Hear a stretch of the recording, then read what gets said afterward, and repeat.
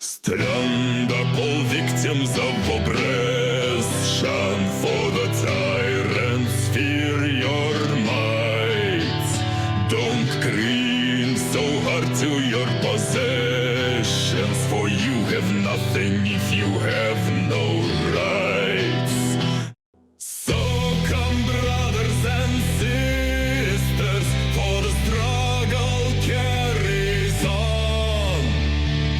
Listening to Mike from PA unites the world in song. So comrades, come and rally, for this is the time and place. Join the Central Committee and unite the human race.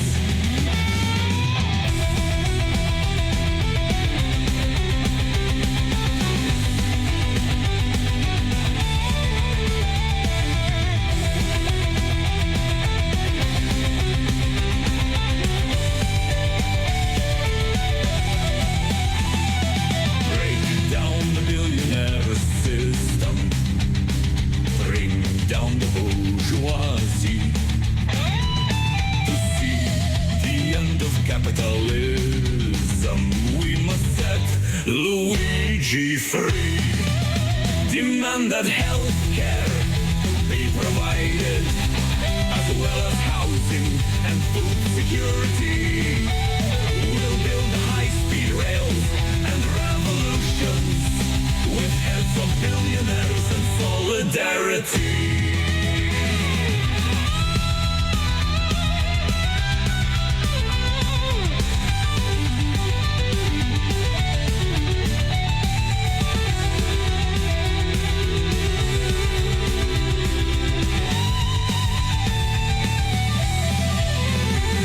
So come, brothers and sisters, through this struggle we'll carry on. A gift up to Central Committee is one step closer to righting the wrongs. So comrades, come and rally, and remember that Hush owes Mike $1,500 because Mike was fucking right. Mike was fucking right.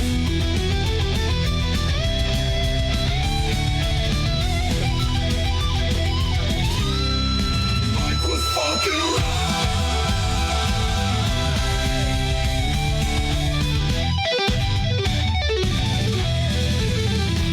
Alrighty, everybody. Welcome on into the Central Committee stream with your host, Mike from PA. We are live once again. How is everybody doing? What a day.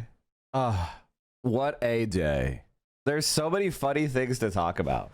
Apparently, Ethan Klein is getting visited by Child Protective Services, and somehow it's my fault. I find this very interesting. It's pretty hard to have CPS do a full-blown investigation. Like they usually, it usually takes a little bit more than just one, tip. In fact, CPS, like for the most part, doesn't want to take children away, because of the system is already overloaded, right? So if you're providing kind of like basic levels of care for your kids, they do a once over and that's that. So did you report them to CPS? No, of course not. I've never been there. You know what I mean? Like I've never been to his house, so I can't say. I haven't seen videos of the inside of his house, so I don't have really anything to report, right? It's like the housekeeper he's getting sued by dropped. I mean, yeah. I mean, that if the housekeeper saw stuff that was, harmful, they would know better than any of us. He admitted on air once that old dog shit was strewed across the floor. Really? To be fair, he mostly blamed. Mostly. So you're saying he did blame me or he didn't? I don't really watch Ethan Klein because there's nothing of value to report. You know what I mean? It's like It's not my type of content. I don't have a desire to watch content of a whining adult baby being yelled at by his Israeli carer who's there to tell him to talk more about how Israel is a victim. Did he talk about how a student protester is being like disappeared? Did that matter to him? I mean, he's so pro-Palestine, right? Did he care about that? No? Oh, not one word. Man, AB and Dan, I thought that was the pro-Palestine guys. What happened? What happened? No, but he did talk about us. Oh, he talked about the most important thing. He admitted there's dog shit all over their house and everyone is coughing because of it. Why would Ethan care? He has a vendetta to settle. I love Ethan Klein's I love the fact that he thinks that we care about him enough to conspire against him. Like, the narcissism of this guy is incredible. The reality is we all just respond to him and see him acting like a fucking freak and then laugh at him and move on. And then we see that his subscribers dropped another 10K and our viewership went up another 1,000, and we just keep laughing at it's incredible that he keeps doing this. If I were to watch Ethan Klein stream, like, this is what I mean. Let's watch an Ethan Klein like appearance for a second, right? Ethan Klein playing poker. Let's watch this. Okay. Ethan Klein playing poker. Now, chat, this won't last very long. We're all going to watch a minute or two. But if I'm ever playing poker, Ethan, you're invited. Ethan Klein, you are invited. Okay? You are invited. All right? You are invited. Let me see if I can find the beginning of this hand, because this is a good one. That smooth little sneaky check at the time. Yeah, you played it fucking great. You So called we're me playing with a bomb A7. That's So now, A7, that's 2 hours ago. So you're in, right? right. You're just So sitting on now, yourself so now, or so you're- now I'm Yeah, only yeah, going to yeah, show yeah. you like the nuts. So of Yeah, course but I I'm had the saying nuts. for himself too. He's free rolling. So unlucky. Like, That is I really know you're unlucky. Good luck. And it is really unlucky, I know, especially but- that's the board. I agree with that. Turn on the stream to see Mike from PA plus poker. Incredible what is happening. I love Ethan Klein. That's what I'm saying. I love Ethan Klein. Yeah. I would be honored to play poker with Ethan Klein. Now this bomb pot I is do think though, It's like when I really- shove 10K in with jacks against him in The 5 Poker minutes, and Go somehow he's commentators ace-king and in staff 6 are super seconds. Zionist, It's so gonna it be makes super sense that unlucky. Ethan is there. But the Oh, I people only wonder watching this episode won't why. understand. They won't understand. they won't Yeah, get they're it. I'll like, understand. Of Phil. course I called with Ace King, Phil. Listen, you're such a legend. I was a little worried. The reason I bet 6 and Okay, not so all in. Ethan Klein has 10-6. He has gutter and top pair against, let's see, 1, 2, 3, 4, 5, 6, 7 other players. That's not going to be good enough. That's not going to be good enough. He also has no outs to backdoor flushes. This is not going to be good enough. Now, we'll see what Ethan Klein does. Was because if you shoved there, I'm folding because you're only ever shoving there with jacks. Correct. Phil He might- regularly plays poker with MAGA Nazis and then constantly attacks the left for hanging out with extreme people. You have to understand that for Ethan Klein, the rules never apply. Except the rules of poker, which you're going to see they apply. Oh, with jacks. Talk himself into Nick having a 3. Ethan's getting busy. Top pair. Come on, Ethan. Straight Did he draw. bet? I didn't catch You the would have bet. called it off. Nick. 1,200? No, you don't fold for. You don't fold for that. 1,200? I've noticed that about you. If I can ever get to having the nuts against you, which How much? 1,200. Okay, so he's up against an open-ended straight draw with middle pair and a looks like open-ended straight draw with backdoor to a flush, straight flush. I mean there's two. Rips has a backdoor flush as well. I think both players. I think calling here. Although I don't know, man. Who bets 1,200 into 7 people? That's crazy. I call. It was a bomb pot. Little loosey-goosey, splashy action for Nick right here. Rips. So now Rip should definitely call because he would only have to put in 900 more for 4,300. So the odds, I mean, he's getting a great price. The question is whether he thinks if he hits his jack or 6, it's no good. You know, I still think you have to call this against Ethan Klein. He's the biggest fish at the table. He's the biggest fish at the table. You have to call against Ethan Klein here. Now getting a great price. Got that pair, the straight draw, backdoor diamonds.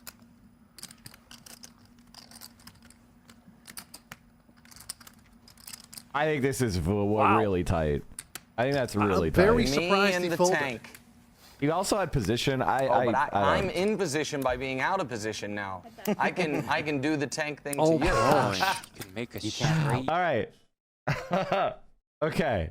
4 to a straight out there. Any eight crushes you. Okay. Now you had 7 players in the pot. 7 players were in the pot against you, and the jack rolls off. So any 8, which was the open-ended straight draw on the flop, crushes you. Now, as a hand with top, now you have second pair because the jack also beats you. So anybody who had like ace, anybody who had ace jack is crushing you. So on this one, you give up on this one. You give up on this one. You check this.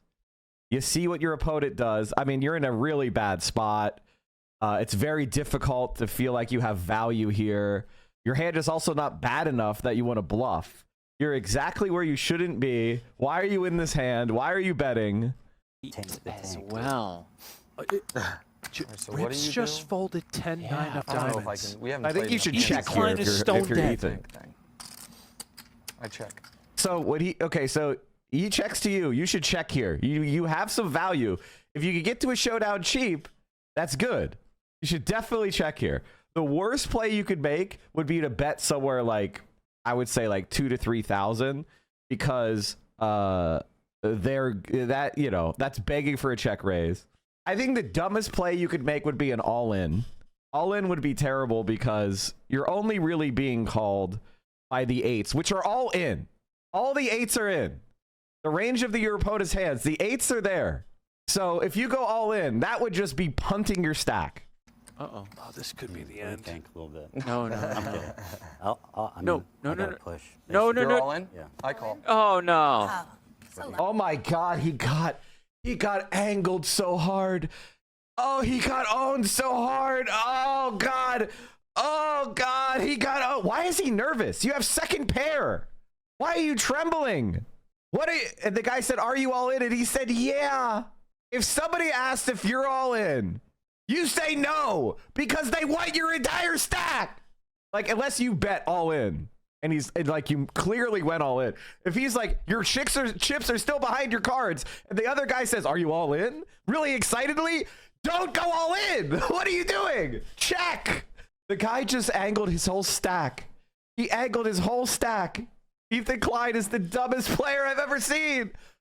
Oh my God, that's incredible. A lot of shoves in this game. Oh, straight. Yeah.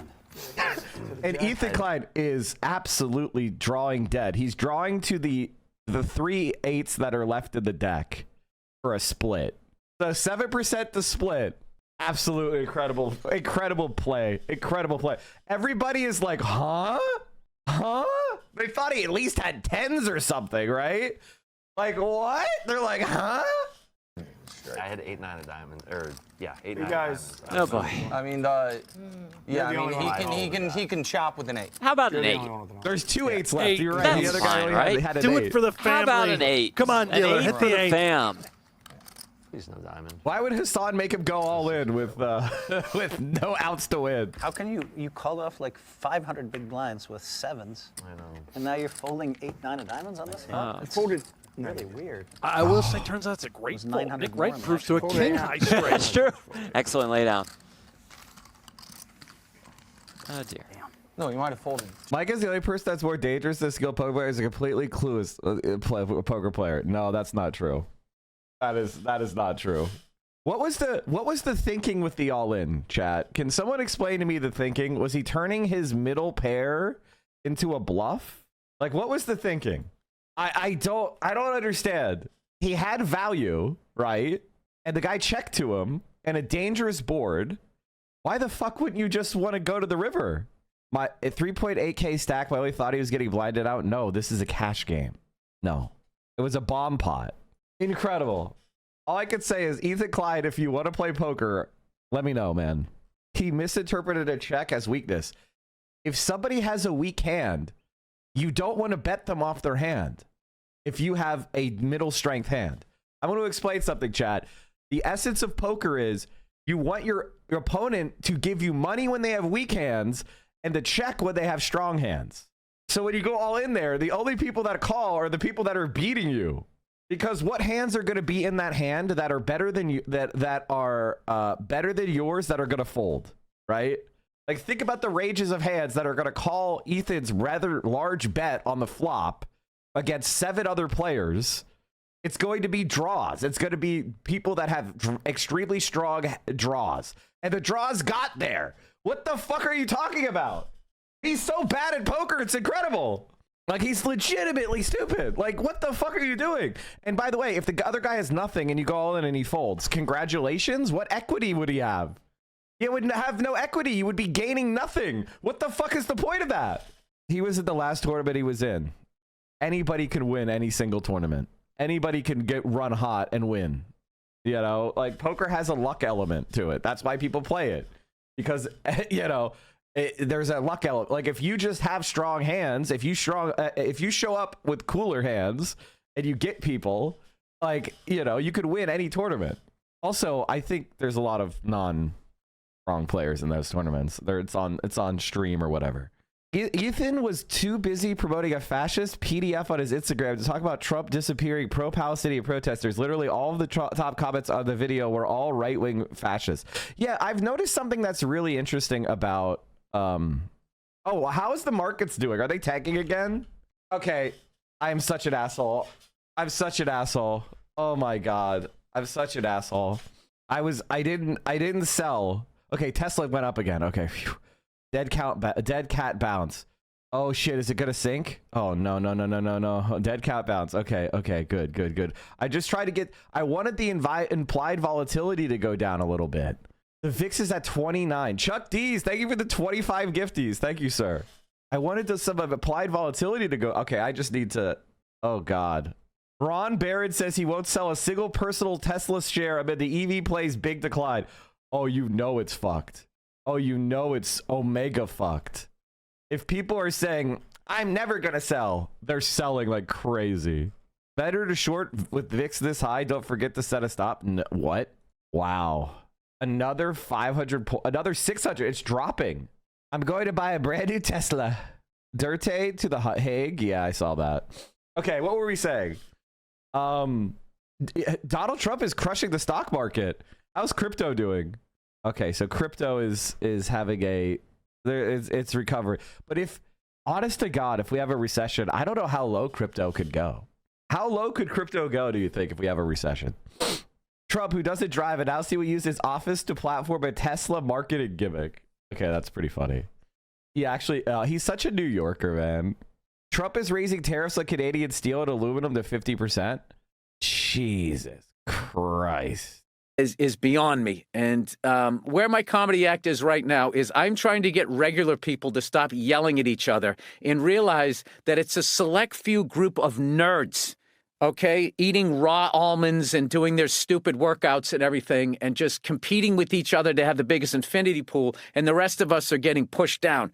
And they've politicized the whole stupid thing, and we're falling for it. And who's the they? Besides people who eat almonds? That idiot Elon Musk.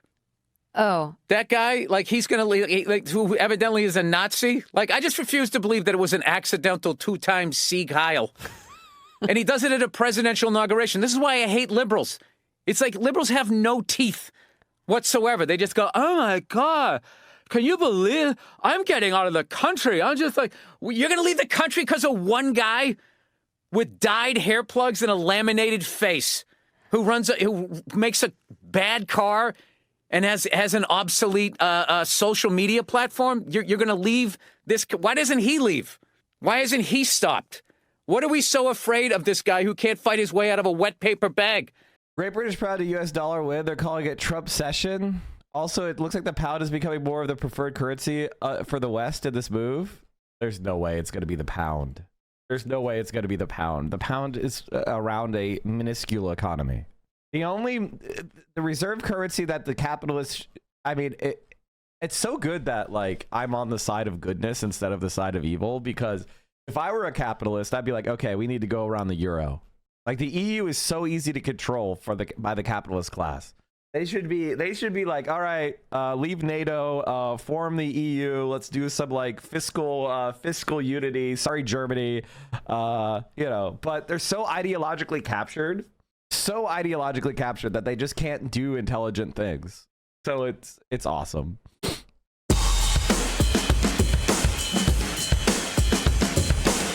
Why are you linking me Bill Burr going shoe shopping? Fuck it, why not? Complex like super Zionist. I feel like I heard that before. Am I just making that up? Trump announces he will double tariffs on Canadian steel and aluminum to 50%. It's just so funny, dude. It's so funny. There is a liberal answer to Elon Musk. No, there's not. Based on Ontario, Canada placing a 25% tariff on electricity coming into the United States, I've instructed my Secretary of Commerce to add an additional 25% tariff to 50% on all steel and aluminum coming into the United States from Canada, one of the highest tariffing nations anywhere in the world. This will go into effect tomorrow morning, March 12th.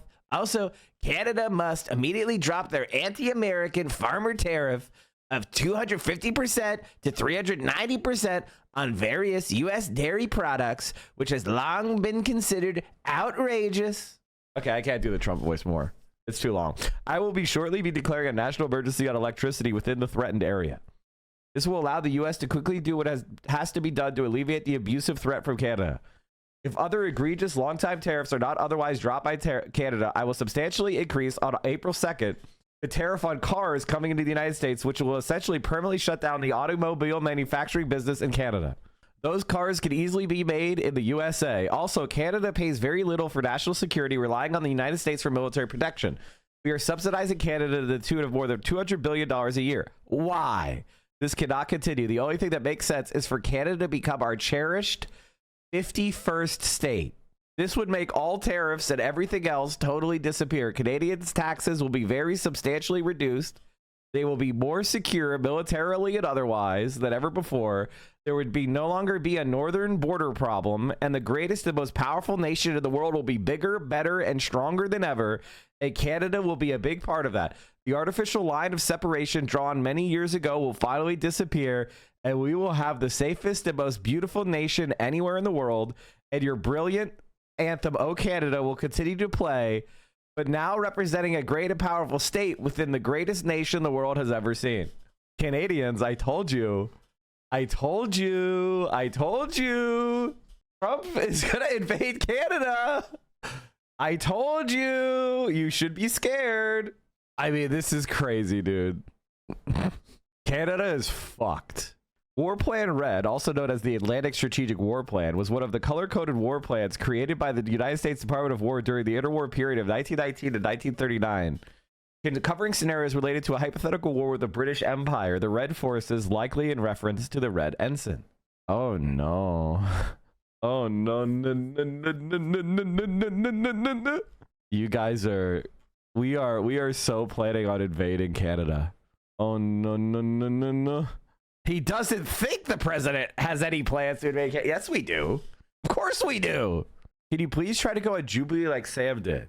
Samuel Cedar is a really good guy, and I'm not trying to become BadEmpanada in the sense that I fight everyone all the time. I like BadEmpanada, but I know how I'm an adult. I'm a mature person who can handle BadEmpanada.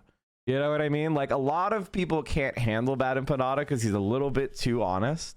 Like, everyone understands that if you're completely, totally honest, some people are going to be roasted by that, and they may not recover psychologically. So you have to be a little bit nicer. Like, BadEmpanada is what happens when you're just completely, unfiltered. And honestly, I like it. I enjoy it because I can always say, like, people think I'm mean. Look at BadEmpanada. That guy's motherfucking mean. I'm nothing compared to that guy. You know what I mean? So I like him, but and he's usually not wrong. He's usually not wrong. I don't have a lot of like, that's why you don't see me going over like his video on Hassan. And it's like, okay, I think it's batshit crazy to go, Hassan is helping liberal Zionism. Well, right now, liberal Zionism doesn't exist, and they're trying to deplatform him and kill him. You know what I mean? Like, I think that's just a waste of time. And I think it's wrong. I don't think that's actually true about Hassan at all. And like, I get what BadEmpanada is saying, where it's like, boo-hoo, the colonizers feel bad about colonizing. But the reality is that the United States of America, in order for Israel to actually stop doing genocide and apartheid, the United States of America has to stop. And I believe in a diversity of tactics. I think BadEmpanada in Argentina criticizing us from without is totally legitimate. But we also have to have a strategy from within. And because the main way we're going to defeat Israel is by the United States ending its aid to Israel. Let's keep your eye on the ball, man. You got to watch this. It's gold.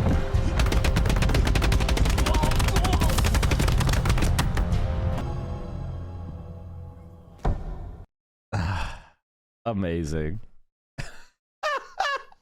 And then it immediately recommends Destiny.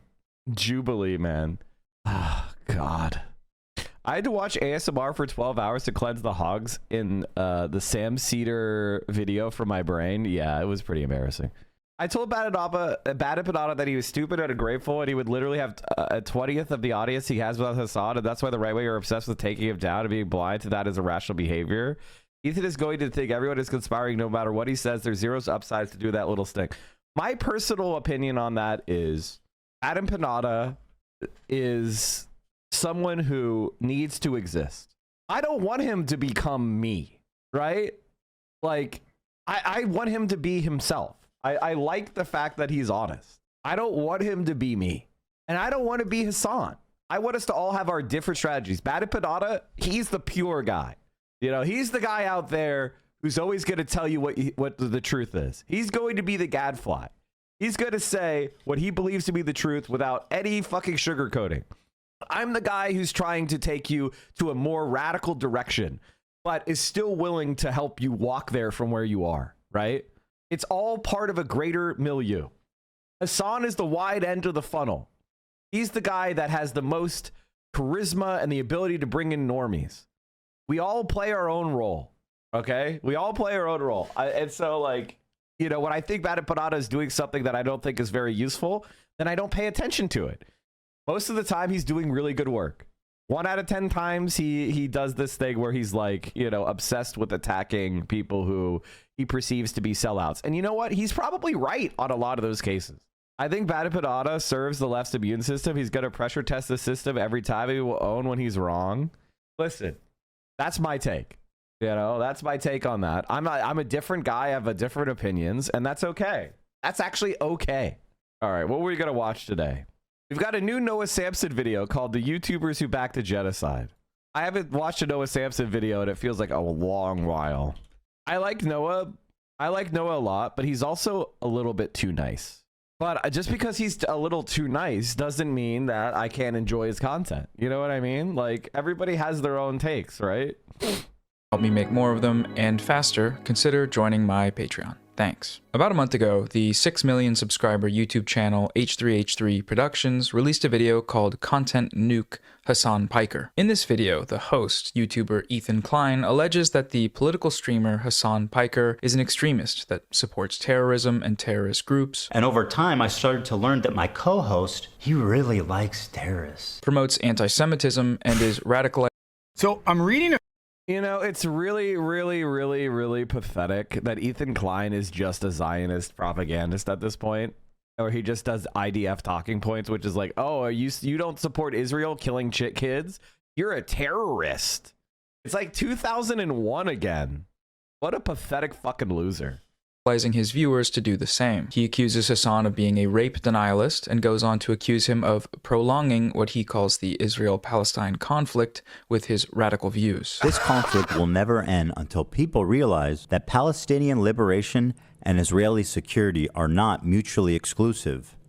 Israeli security is a euphemism for apartheid and racial supremacy. You need both, and it can be done but not while people like Hassan lie, propagandize, and incite hate. It's people like him, what did we lie ironically, about? that prolong the What did conflict we lie about, indefinitely. Ethan? You In this fucking video, rat? Ethan also criticizes Twitch, the platform that Hassan streams on, accusing the company of having a systemic problem of anti-Semitism. He cites the company's open support of Hassan, its sponsorship of a live event that Ethan claims was anti-Semitic. I feel like this is indefensible, blatant, obvious anti-Semitism, and this was greenlit by Twitch to appear on their main stage. And Like, it's honest to God, he's a fucking dumbass. alleged discrimination against Jews through a recent ban on new account signups from Israel. So I'm gonna By the way, they didn't ban new account signups from Israel. They just banned email account signups. You could still sign up with the phone number. You just couldn't sign up with an email. That's it. And by the way, if you look at the account signups from Israel, there was basically no drop. People just used phone numbers instead. Like, it's literally just not true. It's just a blatant fucking lie. I don't know what else to say. tip my hand a bit here and say at the outset that this video is quite possibly the worst video I've ever seen. It's plagued with factual errors, misrepresentations, contradictions. Why did they not let email sign up? Because there was a active war going on, and they didn't want bot accounts to be spammed from the war zone.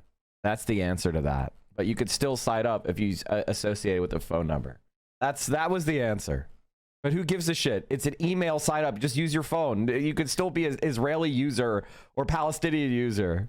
And overt pro-Israel Bush-era U.S. State Department propaganda. For a more thorough breakdown of all of this video's problems, I'd recommend the YouTube channel BadEmpanada. He's gone point by point with these and debunked them, many of them months prior to the release of Ethan's video. Hassan himself has also responded to most of these claims also months ago. I will leave these videos linked below in a playlist. Given the existence of these dozens of other responses, I'm not here to repeat their arguments. You can just go watch them. No, the real reason I'm talking about Ethan's video today is less about what he says in it and more about what he doesn't say, the things he chooses to leave out. Save for a passing mention of an outdated, vastly underestimated death toll of Palestinians in Gaza, Ethan omits the Palestinian side of the story entirely. He doesn't talk about Gaza. He doesn't give any specifics about what Israel is doing there. And this is an issue for a few reasons, but mainly, all of the points he raises are directly tied to the Gaza genocide. The main targets of this video are some of the only groups in the world that have violently resisted Israel's genocide, and the few figures in independent media that are willing to tell the Palestinian side of the story. By leaving out the broader context, Ethan is able to present a false perception to these millions of viewers about the motivations behind the people his video attacks. He's able to frame them as mindless, terrorist-supporting, America-hating anti-Semites,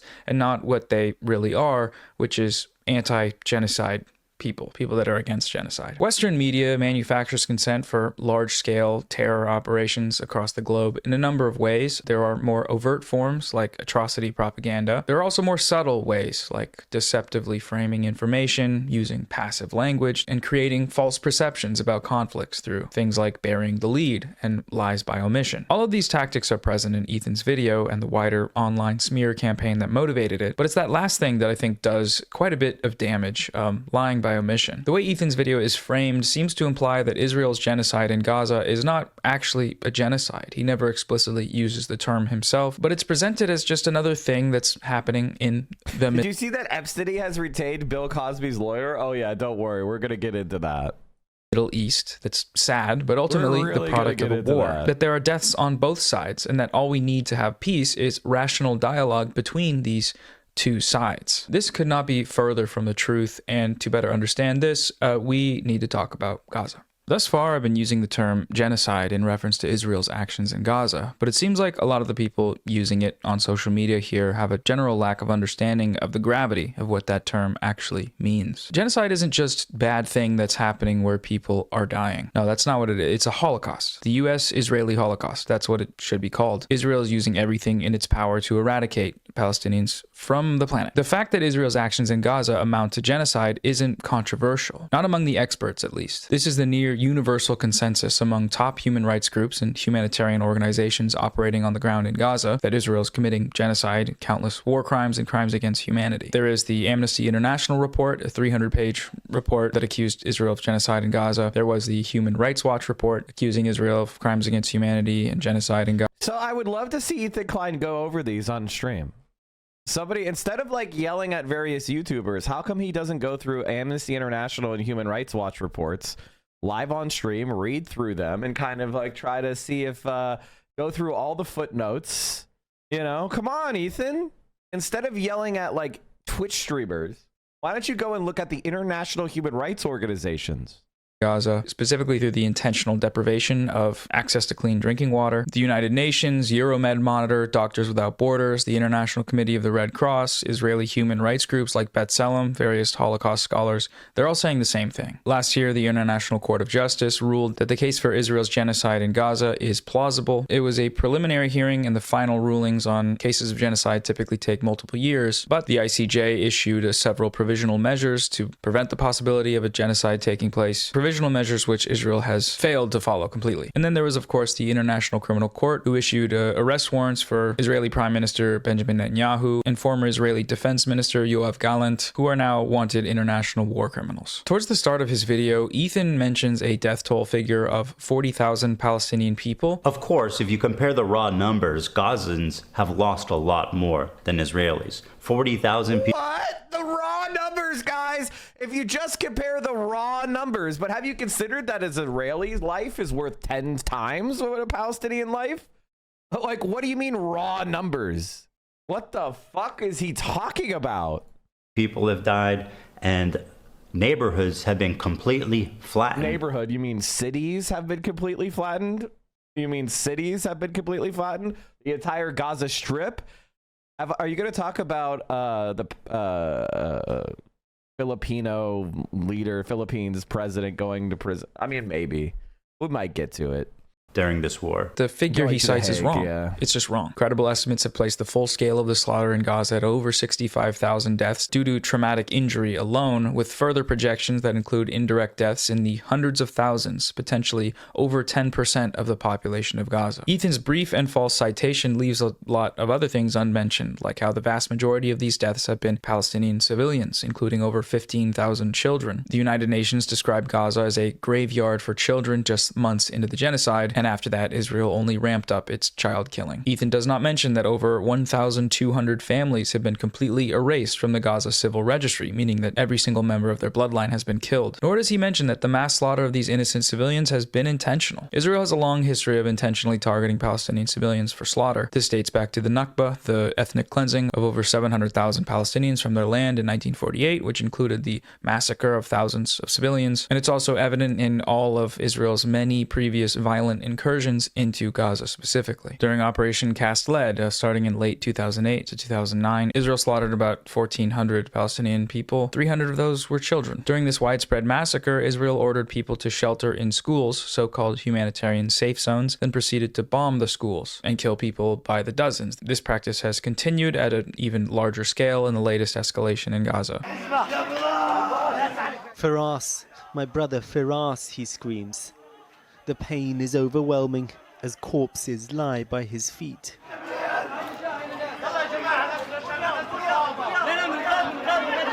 These are the moments just after an Israeli strike on a school sheltering thousands of displaced Palestinians.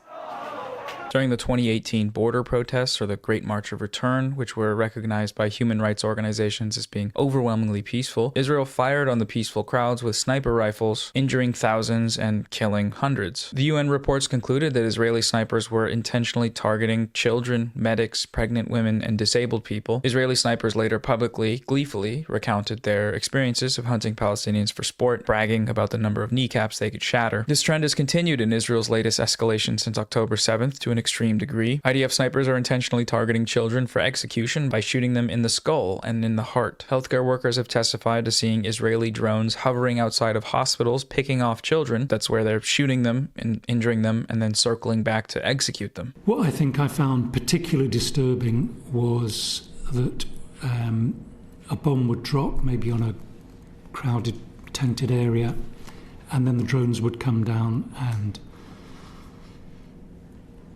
take your time. We're incredibly grateful. So the drones would come down and pick off civilians, children, and we had description after description. This is not, an occasional thing. This was day after day after day, operating on children who would say I was lying on the ground after a bomb had dropped, and this quadcopter came down and hovered over me and shot me.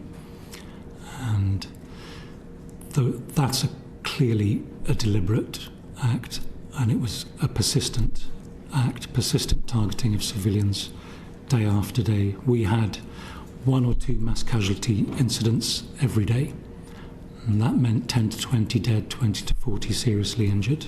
Just hunting Palestinian children for sport. It's pure terrorism. The Israelis also have a history of murdering Palestinian civilians by running them over with bulldozers and tanks. Recall the story of the killing of Kamal Zair from April of 2002. Israeli tanks shot and killed him and then proceeded to run him over. He was 57 years old, wheelchair-bound, and waving a white flag. Another prominent case of this was Rachel Corrie, a 23-year-old American peace activist who was murdered by an Israeli bulldozer. Oh yeah, that's fine. You know, that's fine.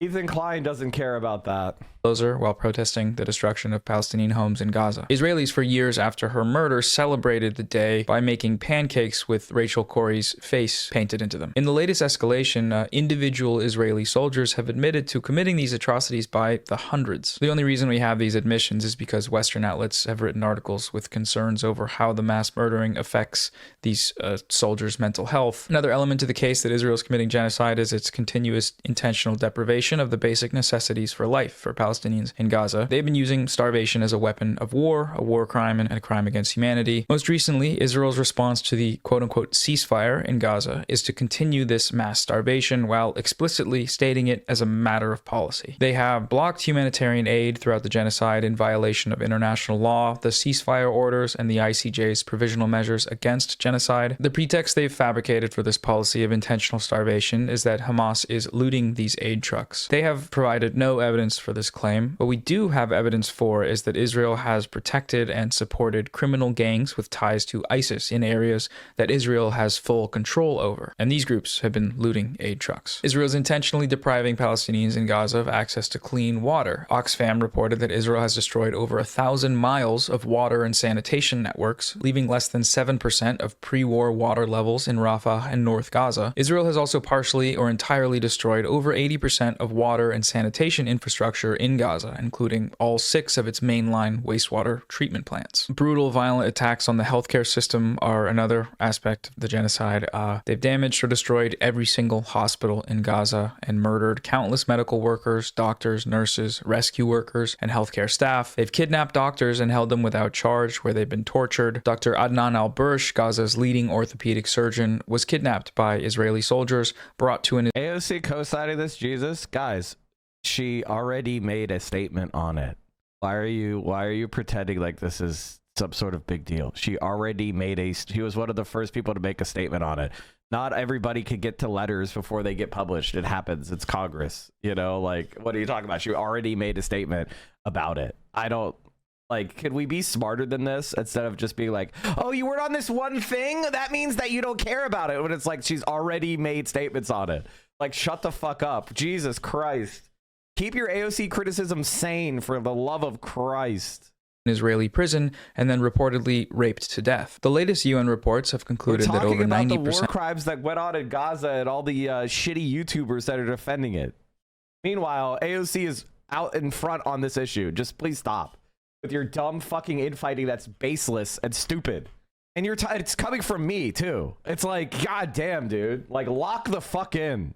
Of the buildings in Gaza have been severely damaged. Tricked by people that are trying to get fucking clout on Twitter, which is the most worthless clout you could possibly have. You're destroying yourself over Twitter clout. Completely destroyed. If you watch any of the footage coming out of Gaza, this is made quite clear. Israel's destruction includes every single school, hospital, mosque, cultural center, church, residential areas. Everything has been bombed. It's estimated that it will take a minimum of 15 years to remove the debris and unexploded ordinances from the Gaza Strip. That's just removing it, by the way, not rebuilding. In September, the UN released an estimate that because of Israel's illegal and inhumane blockade around Gaza, which regularly limits the transfer of things like concrete into the Strip, fully rebuilding Gaza will take 350 years. Gaza is about 25 miles long and 5 miles wide. It is one of the most densely populated areas on Earth. It is in this area that Israel has dropped equivalent to that of multiple nuclear weapons. Israel has done this with full knowledge that over half the population of Gaza is children. So no, this isn't just a case where 40,000 people died. a lot more than that happened. One of the most tragic elements of the Gaza genocide is that, as crucial as it may be for the factual record and eventually holding the perpetrators accountable, merely recounting these statistics does not afford Palestinians the dignity of humanity. They're simply reduced to numbers, to tens of thousands of names on a registry, as if they aren't human beings with dreams, hopes, hobbies, interests, and love for the people around them. If you've had this feeling as well, I want to recommend a book. It's called If I Must Die. It's written by renowned Palestinian poet, author, and teacher Dr. Rafat Al-Arir. It's full of stories and poetry and history. We must remember that Kamala Harris chose to let this continue instead of win an election by stopping it. Oh yeah, and the other thing is AOC helped her do that by being either lying about Kamala Harris wanting a ceasefire or being so stupid as to be duped by Kamala Harris. I don't know what is more pathetic, but they're pretty much on the same, it is what it is. About life, or rather survival, in Gaza during occupation and genocide. It is beautifully written and humanizing beyond anything you'll ever get from most coverage of Gaza, especially in the West. I have a friend from Gaza. His name's Ahmed Sarsour, and he's a very talented poet. We got in contact on social media, and when I read his work, it moved me in a very similar way to the way Dr. Rafat's words have. Ahmed has a sister, Rania. She is a mother and a gynecologist from Gaza and is seeking help after being displaced in February of last year. She and her children were forced to flee their home, and her life was further devastated when her home and her family members' homes were destroyed. She gave birth to her baby, Rose, in a hospital without proper care and no anesthetic, and now faces a dire situation with limited resources. I've linked her fundraiser in the description. Support if you can. The funds raised will go towards essentials like diapers, baby formula, medicine, basic living items, rent, and travel expenses for relocation. Another friend of mine, Ahmed Matar, is a 27-year-old inventor from Gaza. He makes these brilliant videos showing the process of constructing creative inventions to use in order to survive in Gaza. After the so-called ceasefire was implemented, Ahmed and his family returned to their home in the north only to find that it had been looted, vandalized, and destroyed by the occupation forces. Support his campaign if you can. I will leave these fundraisers as well as a link to Dr. Al-Arir's book in the description. The book is devastating, though, especially considering the fate of its author. Dr. Rafat was killed by Israel in a targeted assassination in December of 2023. He was killed alongside his brother, Salah, with his son Muhammad and his sister Asma and 3 of her children. This came after having over 30 members of his and his wife's family slaughtered by Israel over the course of their lives. What these numbers also fail to communicate is the weight and depth the effects of this crime has had and will continue to have for generations. To speak only of the children of Gaza, they will forever hold the wounds and trauma caused by Israel's genocide in their minds and hearts. It was reported that when asked, over half of the children in Gaza expressed a desire to die. Many of them already held such wounds, though, of course, but in terms of sheer scale and intensity, what we're seeing now is incomprehensible except to those experiencing it. Throughout these 17 months of genocide, the international community has left the people of Gaza to languish and die. If there's anything we've learned about Israel in the past 100 years, it's that there is no crime they can commit that won't go unpunished, up to and including genocide. In the latest escalation, again, the world has watched. The reason why Israel doesn't get punished for committing genocide is because the United States is the country that's not being punished for doing genocide. All right, like this is very, very, very important that you understand that it is us that is not being punished, not Israel. Okay, this is why people become anti-Semitic, is they believe that it's Israel that's doing it. No, it's the United States. Now, you could say that the Israeli lobby and AIPAC creates politicians that are beholden to Israel far beyond what would be the rational self-interest of the United States, and you're right about that. But it is the United States' power that is effectuating the genocide, not Israel. Watch this happen and done nothing. And some have, of course, actively made this genocide possible. Most notably, that would be the United States government. The US and the Biden administration is fully complicit in this genocide. They've repeatedly sent billions of dollars in weapons shipments and provided military and diplomatic support. Over 80% of the killing machinery that has been used to slaughter Palestinians in Gaza has been provided by the United States government. They've also provided rhetorical and diplomatic support by whitewashing Israel's crimes against humanity, laundering countering Israeli atrocity propaganda, and denying and dismissing genocide allegations. That last one should come as no surprise, given that a genocide ruling against Israel does also implicate the United States in the crime of aiding and abetting genocide, since they sent the bombs that made it possible. The ICC is already being urged to investigate Joe Biden and Antony Blinken for their role in perpetrating this very crime. These actions have shown the U.S. to be acting in violation of both domestic and international laws by sending weapons to a regime that is actively and intentionally blocking access to humanitarian aid against a civilian population that they are occupying, and ignoring the arrest warrants issued by the International Criminal Court against Netanyahu and Gallant. This is just another plot on the long chart of the U.S. and Israel's position as rogue states in the international community. There's a comment I saw on Ethan Klein's video. It read, "I feel like a lot of people can't separate Israelis and the Israeli government, and the same with the other side. Like, you are allowed to hate on the people who actually kill people and not hate the innocent adults and children that are being killed from both sides." This is a popular framing among liberals and liberal outlets, that we should separate the Israeli people from the actions of their government. While there are some examples from the past, I mean, okay, all right. The Israeli people and the Israeli government are different things. And a civilian living in Israel is not the same thing as an IDF soldier invading and occupying somebody's home in the West Bank. They're not. Legally, morally, they're not. However, and this is very important, what Israel is doing in these occupied territories and in the West Bank and in the Gaza Strip and in East Jerusalem has the majority support of the Israeli establishment and the Israeli people. That is a fact. How do we deal with that?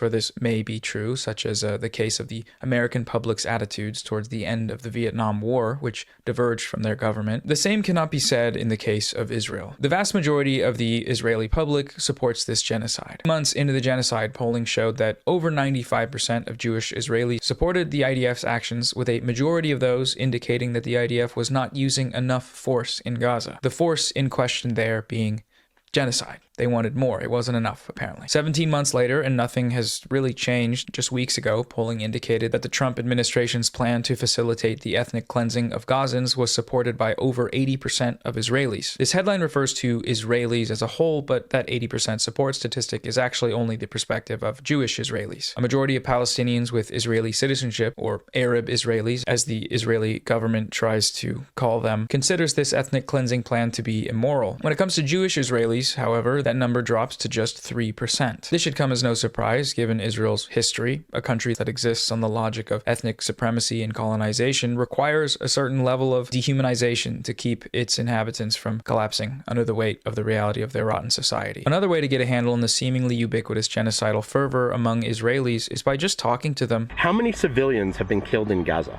from what you know? Who gives a shit? Okay, but don't you feel like, for example, children? Children grow up to be Arabs. I read the numbers last week. My memory died.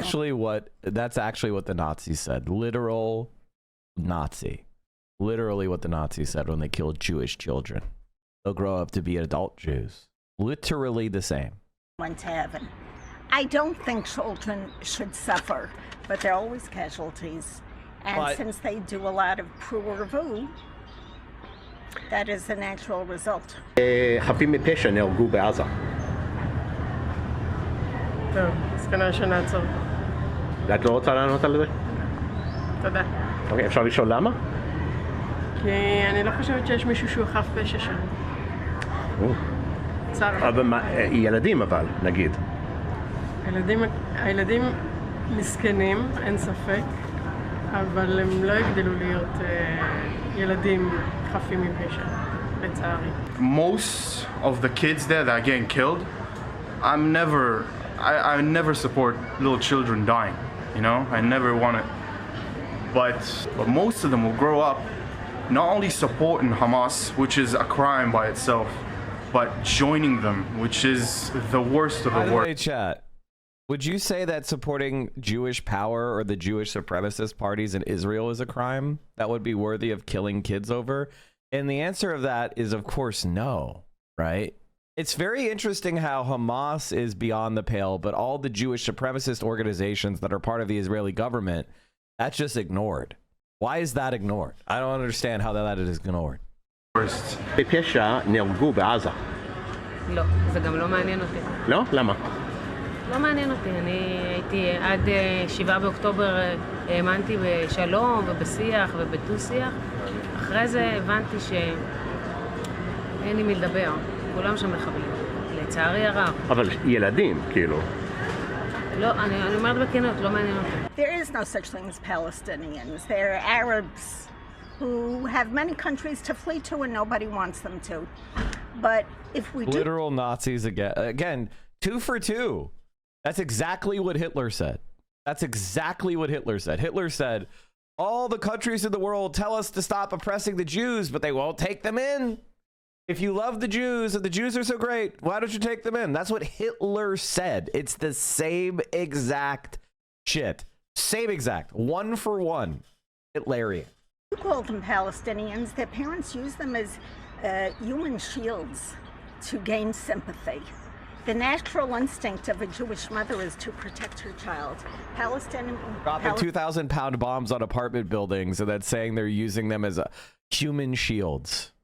Palestinian women do not have that. These people know that they're on camera and that these remarks will be posted on the internet or shared on the mainstream news. This is normal to them. This is normal in their society, which is a testament to the fact that their society is not normal. It's typically bad form to cite street interviews as being some meaningful indicator of widespread attitudes. But again, with Israel, it's just different. Not just because these attitudes align perfectly with the wider Israeli polling data, but also because it's almost impossible to find anyone in Israel saying anything else. The amount of truly anti-Zionist Israelis living in Israel numbers in the hundreds. This figure is according to anti-Zionist Israelis themselves. They are alone. Everyone around us are completely genocidal maniacs. Everyone around you. And I don't mean it metaphorically. It's not metaphorically. It's literally everybody. It will be your family. It will be your teachers. It will be your colleagues. Everyone around you. So you're alone. Even if we will gather all of those anti-Zionists together from Jerusalem or Tel Aviv or Haifa or whatever, it will not be more than, I don't know, 500? There's no tangible internal opposition within the country. The Israeli left is a myth. This is reflected once more in the openly genocidal sentiment we see on social media from IDF terrorists who have been willingly, gleefully, posting their own war crimes on the internet for everyone to see for a year and a half. They go into the homes of Palestinians, and they're often clearly staying there, and they just smash them up, and they film themselves smashing them up. They also delight in going through women's underwear drawers, and this is a sort of recurring obsession. You have to see Israeli soldier videos in the context of the broader output of Israeli society. If you gave me a button to just erase Gaza, every single living being in Gaza would no longer be living tomorrow, I would press it in a second. I would press it right now. Give me that button and press it right now. There you go. And I think most Israelis. Like some Destiny fan at the bar last weekend told me all Gaza deserve to die, so my friends would just walk up to anyone who was talking and say, this dude believes everyone in Gaza should die, and every single one walked away from him. Beating people up is satisfying, but showing they are insane is more effective. My reaction to that is, if somebody tells you they're a Destiny fan, your number one thing is you should be like, wow, this guy supports revenge porn. And then you should leave. You should leave and you should disconnect. Because that guy, I mean, being a Destiny fan at this point, that means they're a dangerous criminal. Please would. There's an Israeli song called This Was My Home. And what they would do is dress up as caricatures of obviously what they perceive Palestinians to be, being sung mockingly to people who no longer have homes. We're not looking at some sort of obscure subculture within Israeli society. This is mainstream Israeli society. People have been keeping tabs on this. There are a number of archives documenting the names and crimes of these Israeli terrorists. One of the most thorough of these databases was created by a historian, Lee Mordecai. It's called Bearing Witness to the Israel-Gaza War. It is presently over 120 pages long with extremely detailed footnotes. There's that one tweet that's like, you know, hitting translate from Hebrew on Twitter is like discovering a lost page from Mein Kampf. This holds up pretty well. Here, let's try it on this tweet.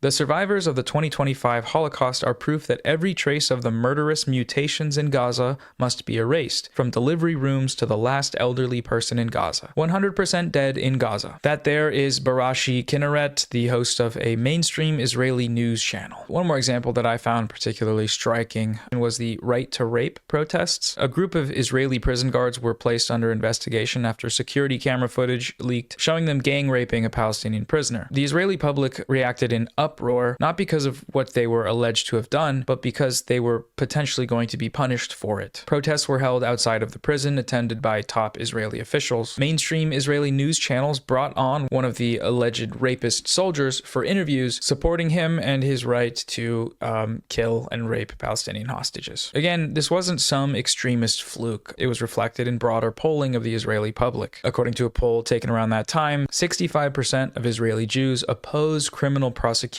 for soldiers suspected of raping Palestinian detainees. And 47% of Jewish Israelis answered that Israel does not need to abide by international law and maintain moral values in the war. Simply put, it's a genocidal society, top to bottom. Perhaps the most complicit party to enabling this genocide, aside from the material... I mean, that's how genocide has always proceeded, right? Genocide is not something that spontaneously is inflicted on a society by a small group. Genocide is done with basically the tolerance and support of the mass. That's what happened in Germany. There's been a lot of propaganda that Germans were not aware, but they were totally aware. When Jews disappeared from all public life and never to return, and then they were given their property, they understood what was happening. Like, they understood. They supported it, or they didn't care enough to fight it. That is how it is in Israel today. They do not care that Palestinians are being exterminated. Like, that's just the reality. And it sucks, but, you know, the sooner you deal with it, the better you will be at fighting it. Material support of Western governments is the Western media. As previously mentioned, this support largely takes two forms. The more overt kinds, like spreading misinformation and explicit Israeli state and IDF propaganda, and the other more subtle, yet significantly more frequent and effective, is that of manufacturing consent. Reporting on Palestinians has some clear differences in coverage, language, and framing when compared with other groups. In the first 100 days after Russia's invasion of Ukraine, 262 children were killed. In the first 100 days of Israel's assault on Gaza, more than 10,000 children were killed. The true number is likely much higher, but mentions of child deaths and related terms were 33.4% higher for Ukraine than for Gaza. During this time frame, CNN mentioned child victims of the war 2,446 times for Ukraine versus 2,110 times for Gaza, and MSNBC mentioned child victims of the Ukraine war 1,775 times versus 1,522 times for Gaza. This means that for each child death from Ukraine, children received the equivalent of 16.1 mentions on air, whereas children in Gaza received the equivalent of 0.36 mentions. MSNBC did not run a single segment in the first 100 days that focused specifically and exclusively on the plight of children in Gaza. MSNBC ran over a dozen segments focusing specifically on the plight of Ukrainian children during the first 100 days of that conflict. Emotive language was barely ever used to describe the killing of Palestinians. This comes despite the vastly higher death toll over the same period. On CNN and MSNBC, the words war crime and genocide were mentioned 17 times more in the context of Ukraine than in the context of Gaza. Ukrainian victims were labeled as subject to war crimes or genocide 1,790 times compared to just 104 mentions for Palestinians. And we still see this now, obviously. During the hostage exchanges as a result of the latest so-called ceasefire, for example, you may notice that Palestinians detained without charges in Israeli jails, of which there are thousands, they are referred to as prisoners, whereas the IDF soldiers, that is, actual militants that were captured by Hamas on October 7th, are referred to as hostages. One of the greatest tweets of all time that I've ever seen described the capture of an IDF terrorist during October 7th as him being kidnapped from a tank. Kidnapped from a tank. Kidnapped from a tank. Coverage has been focused almost exclusively on the condition of these IDF. One good resource for arguments, read Uyghur genocide. Even the United States doesn't say it's happening. Next. quote-unquote hostages, rarely making mention of Israel's contribution to their condition, like how they starve out the population of Gaza, which obviously affects all of the people in Gaza, including the Israeli hostages in Gaza, or the fact that they rain airstrikes. State Department lawyers concluded insufficient evidence to prove genocide in China. Okay, next. Strikes on them all day, every day for 16 months straight. Is that good for your health? Is that healthy? The same cannot be said of coverage of the Palestinian hostages. Despite emerging from these Israeli jails with clear evidence of extreme physical abuse, images of the Palestinian hostages are rarely, if ever, shown.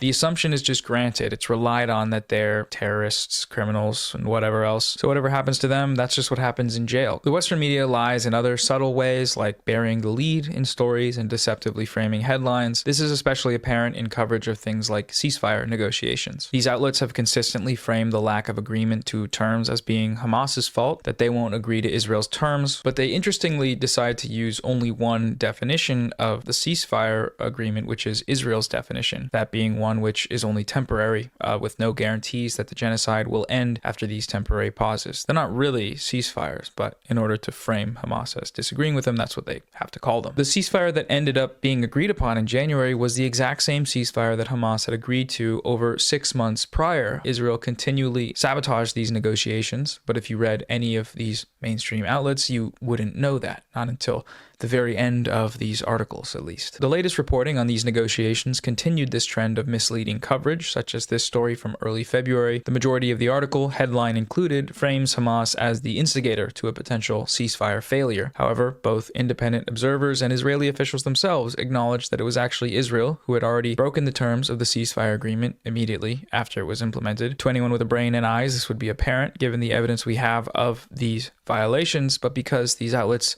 didn't show their readers that and also prioritize the input of party committing genocide, this citation here is crucial for its readers. They need to see this to understand what's happening. But the New York Times waited to mention it until 9 paragraphs in, like basically the end of the article. This is a textbook example of bearing the lead, but it also goes beyond that into just a lie, right? The entire article is framed in precisely the opposite way of what this confirmed fact revealed. If the Times weren't running cover for a genocide, the headline of this article would read, "Israel violates ceasefire, confirmed by Israeli officials." Probably the most insane example of this sort of thing is the following headline, once again from the New York Times. Lebanon's ceasefire appears to hold despite Israeli strike. If Israel struck, they violated the ceasefire. The ceasefire did not hold. Israel violated it. It's just absurd. The genocide is referred to almost exclusively. Well, the ceasefire holds as long as people don't fight back against Israel, right?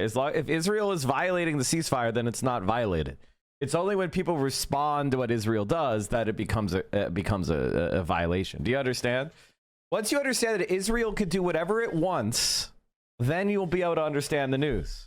As the Israel-Hamas war. Like the Nazi Holocaust, Israel's genocide in Gaza has been conducted under the pretext of war, but the genocide aspect, of which there is, again, broad consensus has taken place, is omitted from this framing. Every single article that mentions this so-called war should be immediately citing the expert consensus that it really is not just a war, that it's a genocide. That doesn't happen, though. Trump recently made a number of statements explicitly supporting U.S. assistance to the ethnic cleansing of Gaza, including land development by U.S. companies. One tool I found helpful to compare these differences in this sort of coverage is Ground News, who are also the sponsor of today's video. The coverage from right-wing outlets, such as Red State, frames the comments as explicitly positive. Trump and Netanyahu unveiling a bold plan for Gaza and peace. On Ground News, this outlet has a low factuality tag, which means that they often omit key details. Some liberal to left-leaning outlets like New York Magazine, an outlet with a high factuality label indicating they typically rely on well-researched reporting, did explicitly call Trump's proposed plan a case of ethnic cleansing. Other left-leaning outlets centered the extreme nature of his language in the headlines, such as The Intercept, with an article titled, "Trump, the U.S. will take over the Gaza Strip," or the proposed plan's effect on Palestinians, like Middle East Eye, with their article headlined, "We'll own it. Trump wants to make Gaza a holiday hub without Palestinians." Ground News is an app and website that lets you compare media coverage across political biases, the information, the fact, and yet there's only one. I'm pretty sure I don't trust Ground News. Like, I get it, but I'm pretty sure they're not trustworthy. Israelis and top Israeli officials participated in the right to rape protest. They never offered me money. we talked about earlier, Maybe they did and I never protesting noticed. the Israeli right to rape and murder Palestinian hostages. These events were summarized by the New York Times as unrest. They were framed around the protests' effect on the party that was doing the protest, that is, again, the right to rape protest, and not on the fact that Israeli guards raped a Palestinian hostage, it was captured on video, and that the case was clear-cut enough that they actually called for an investigation for once, unlike 99% of previous cases of the IDF abusing, raping, torturing, and murdering Palestinians. In this article, the guards' actions against the Palestinian hostage are described vaguely and passively as just abuse, and it is not revealed until the very end of the article that the abuse took the form of the guards raping the man with an object. The follow-up story on the prosecution of these soldiers uses this same disgusting framing. Rape with an object is whitewashed in the headline and most of the article as simply just being abuse. This is yet another case of the framing of false neutrality, as this quote-unquote divide between the Israeli right and the Israeli left in this article doesn't actually exist. In reality, all that divide means is that the Israeli right are pro-rape and murder of Palestinian detainees, and the Israeli left thinks it makes their country look bad. There's no real debate going on here. A personal favorite of mine for its sheer absurdity was an article from the New York Times called "It Can Be Lonely to Have Middle-of-the-Road Opinions on the Middle East," which focused on college students that were seeking space for nuanced perspectives on the Israel-Hamas war. The perspective presented in this article is one-sided. They talk about extremism in student movements, but the only example they give for this point is that of the extremist Palestinian activists. The New York Times calls it a war with no reference to the numerous credible allegations of genocide. It's harder to justify having a conversation about nuanced opinions of genocide, so they just call it a war. There's no nuance in genocide. There's nothing progressive about genocide. This tendency to falsely frame a genocide with neutrality will often slip into outright endorsement. Recall Israel's pager terrorist attack in Lebanon when they detonated over 1,000 pagers rigged with explosive. This was a widespread mass terrorist attack that indiscriminately targeted civilians and left hundreds dead and permanently injured and disfigured, including a number of children. أول شيء أنا كنت إنه قاعد عم بلعب على التليفون وهي إنه فجرت الساعة 3 إنه قبل ما أنا أحملها عم بلعب على التليفون هيك صارت This ترند is just a young غريب. child who's been disfigured by the pager attacks talking about how he was severely injured. And, you know, his face is all chewed up by the explosion. أنا إنه قمت حملتها حطيت لي إيرور وسهم إنه عشان أكبس أوكي والضوء صار يغبش على الآخر يعني عشان نقربها لعيوننا أنا قربت عشان نشوف شو فيه بس فقعت ما عرفت شي. Among those murdered was Fatima Abdullah, a 9-year-old girl. At her funeral, as well as other funerals with large crowds of people, Israel detonated more of these explosives.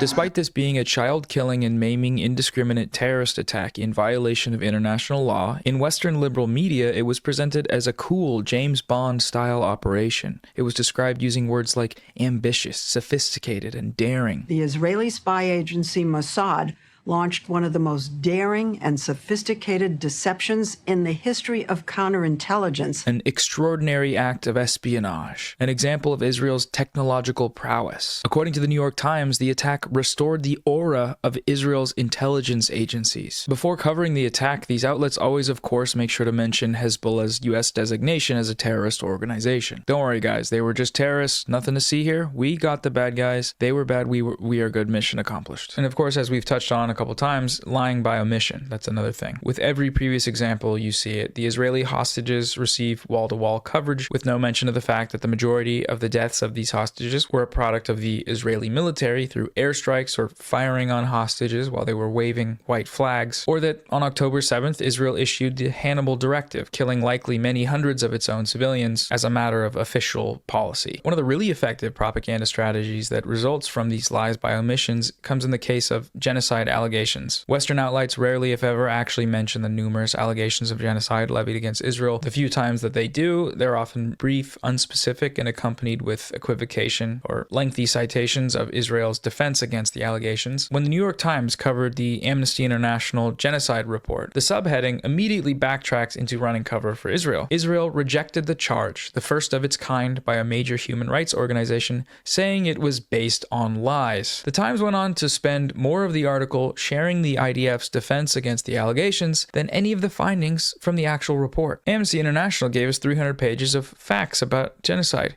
Israel says that they're just lies. I guess we'll never know what happened here. That's not journalism, that's propaganda. When Human Rights Watch released their report accusing Israel of committing crimes against humanity and genocide through its deliberate deprivation of access to clean drinking water, readers of the New York Times wouldn't have heard about that because the New York Times just didn't report it. That's one of the top human rights organizations in the world, accusing the #1 ally of the most powerful country in the world of the crime of all crimes. And they just forgot? No, they didn't forget. The editorial staff at the New York Times knows that they've helped this. They know that they are complicit in this. So any chance they get to just sort of forget to mention something as consequential as a genocide allegation from the leading human rights group in the world, they'll do it. Of course they will. This tracks with the BBC's repeated genocide denial, evident in repeated instances of reporters condemning or correcting guests for using the word genocide to describe Israel's actions in Gaza. Israel would deny that a genocide is taking place, saying that it is defending its right to exist. Its very existence, indeed, they would say, is under threat.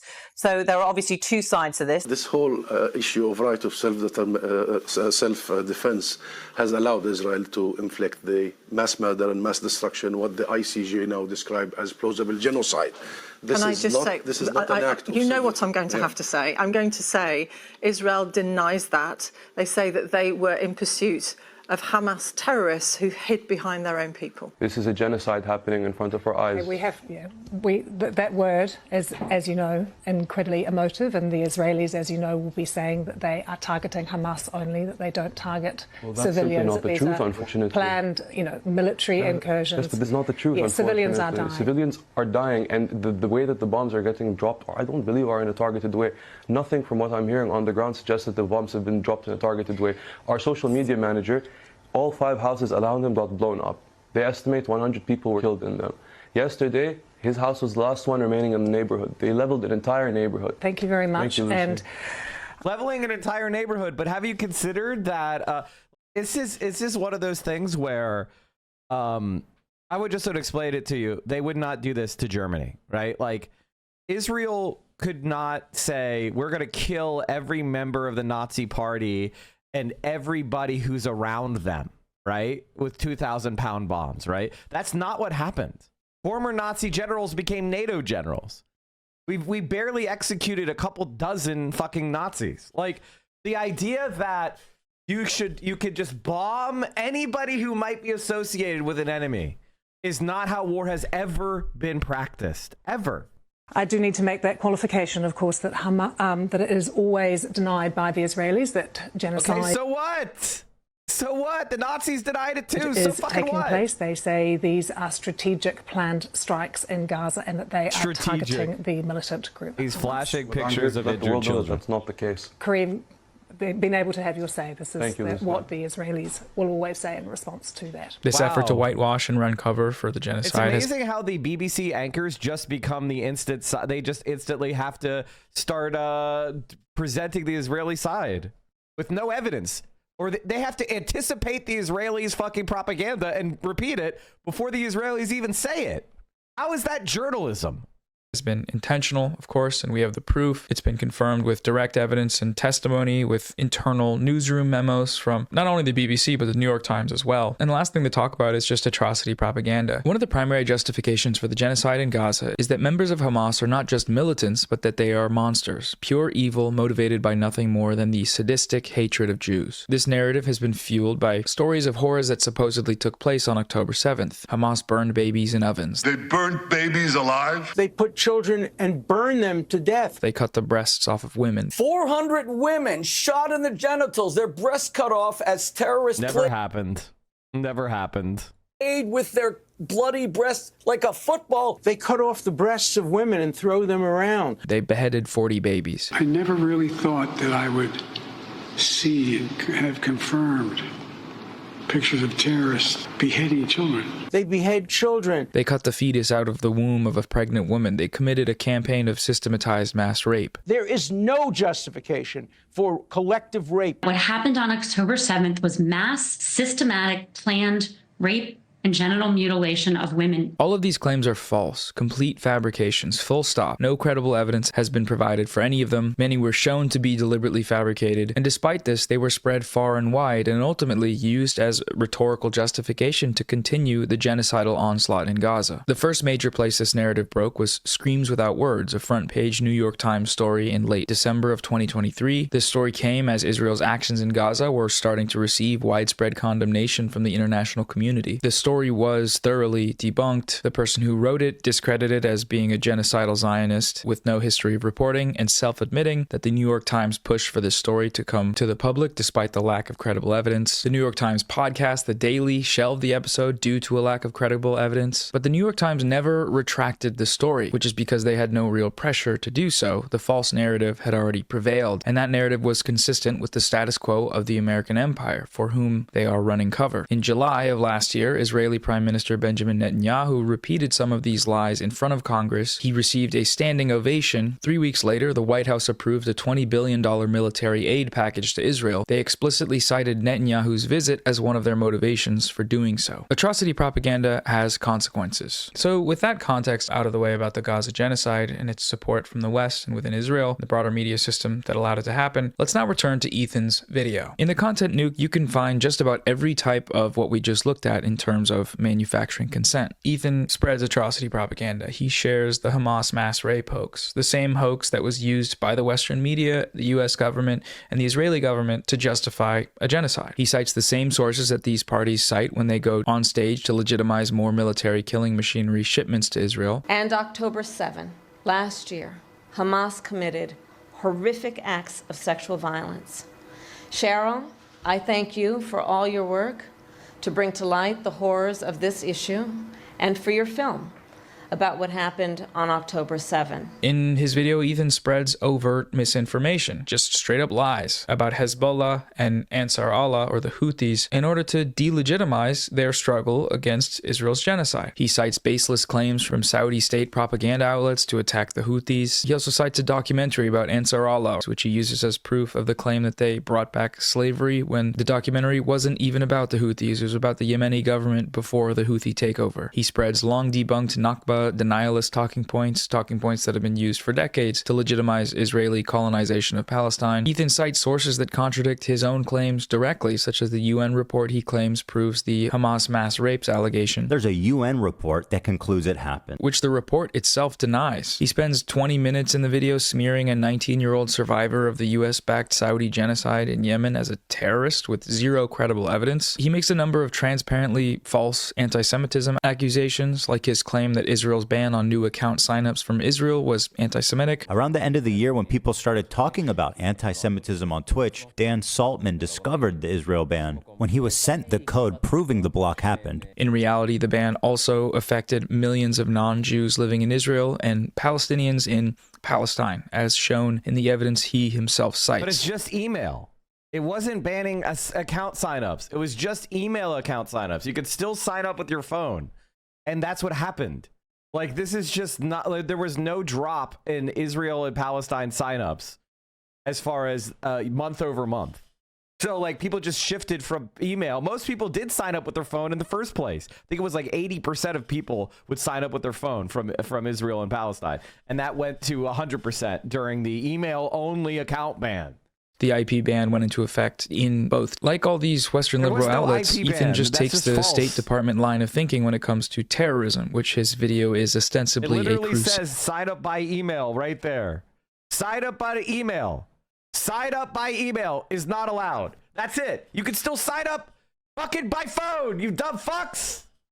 As shown in the evidence he himself cites. The IP ban went into effect in both. Like all these Western liberal outlets, Ethan just takes the State Department line of thinking when it comes to terrorism, which his video is ostensibly a crusade against. By his own definition of terrorism, both the US and Israel are the largest terrorist organizations in the world, given their history of killing millions of innocent civilians across the globe. His focus is not on them, though, rather the groups that they consider to be terrorists, aka, the bad guys. He actually uses those exact words. He says they're the bad guys. They are a designated terrorist group by the US, by the EU. These guys are clearly the bad guys. The entire video is kind of a lie by omission, simply because of everything we just went over. How none of it is a factor, how none of the people viewing the video that are unfamiliar with what's happening would ever come away with his video knowing the full picture, knowing some of the very valid reasons why someone like Hassan might be critical of Israeli atrocity propaganda, or might support groups like the Houthis for their heroic actions in the Red Sea against a genocidal regime. The biggest issue, I think, is that Ethan manages to do all of this while still calling himself a stalwart ally to the Palestinians. And I've been a stalwart supporter of the Palestinian cause for many years. This is what makes liberal Zionism so insidious. He is using humanistic appeals to things like peace and safety, but doing so in a way that distracts from the actual source of the problem. The problem is Zionism and the genocidal Israeli state. That is what's causing these problems. And people that might otherwise be able to understand if presented with the facts of the situation are simply led astray by people like Ethan, where a more right-wing Zionist might put off the average liberal with extremist claims and overtly genocidal language. A liberal Zionist draws you in with the facade of empathy. He wants to appear empathetic, as if he cares for these people, as if he doesn't ascribe to a genocidal ideology. So, in order to do that, he has to lie, and roping in otherwise progressive people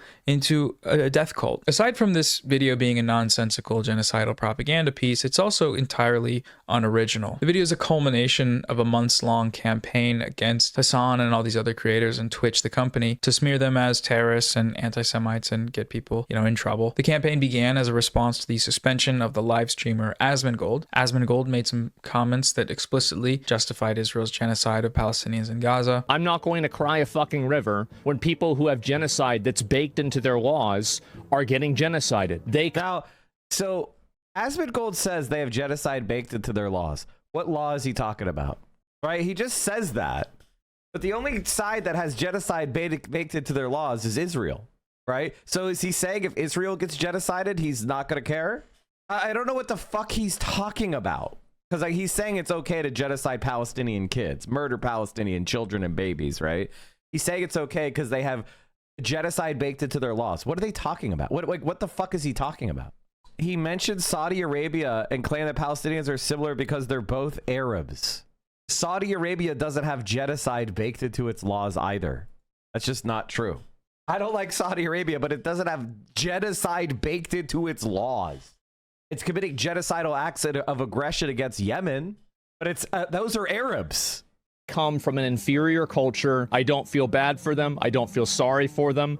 I don't care. I don't support them. Following his suspension for these comments, a community of large content creators, most notably the live streamer Destiny, along with his fan base, rushed to Asmongold's defense, whitewashing and justifying his comments. Meanwhile, Asmongold gets a 15-day ban for having a spicy take on the war. So you have someone like Asmongold who breathes the wrong direction, says the wrong thing, and instantly gets banned. In this situation, one could, if they were to extend the charitability, could say that Asmongold was probably referring to extremists in the Islamic religion. Extremists in the Islamic religion. The case of Asmongold's suspension from Twitch was then weaponized against these pro-Palestine voices, most notably Hassan, in an effort to get him deplatformed. To do this, they compiled a number of short clips taken from Hassan's live streams, using them to accuse Hassan of things like supporting and promoting terrorism, allegedly denying October 7th sexual violence, and making anti-Semitic statements. Each one of the clips and their associated accusations can be traced back to prominent posts on Destiny's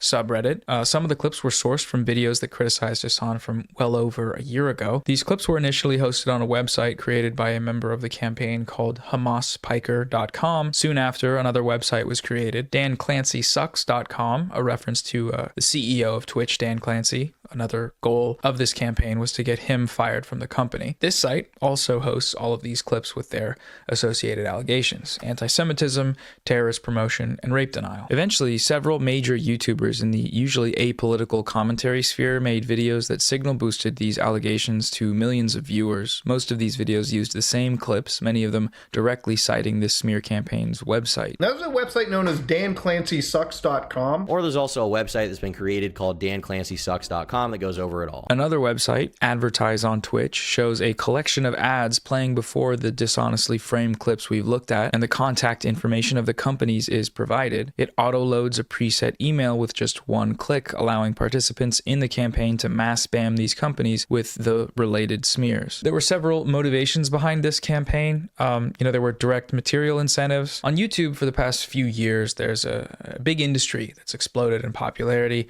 and it's based on a simple concept. Hassan bad, Hassan Piker is bad, and he's dumb and bad and a terrorist, probably. We can call this the Hassanabi Dunk Video Industrial Complex. It's common for YouTubers during low view months to join in on the fun and make these types of videos, taking short clips from Hassan's thousands of hours of live streaming to misrepresent what he's saying, usually parroting the exact same talking points they're getting from the same YouTubers in the same community. They're watching each other's videos and making each other's videos. It's kind of like a perpetual cycle of dumb guy slop. It's interesting to see YouTubers that typically cover TikTok drama and gaming content randomly giving their opinions on genocide and geopolitics, but that's the result of such an ecosystem. It's not about the politics, it's about making money by attacking a guy they don't like. Because the guy in question happens to be a political content creator, they have to try to do politics. It's really funny to watch, honestly. It's also wild because the political content creator in question is an anti-genocide content creator, and the arguments they're attacking him for are anti-genocide arguments. So these creators, they're positioning themselves in opposition to him and his arguments, de facto positioning themselves on the pro-genocide side.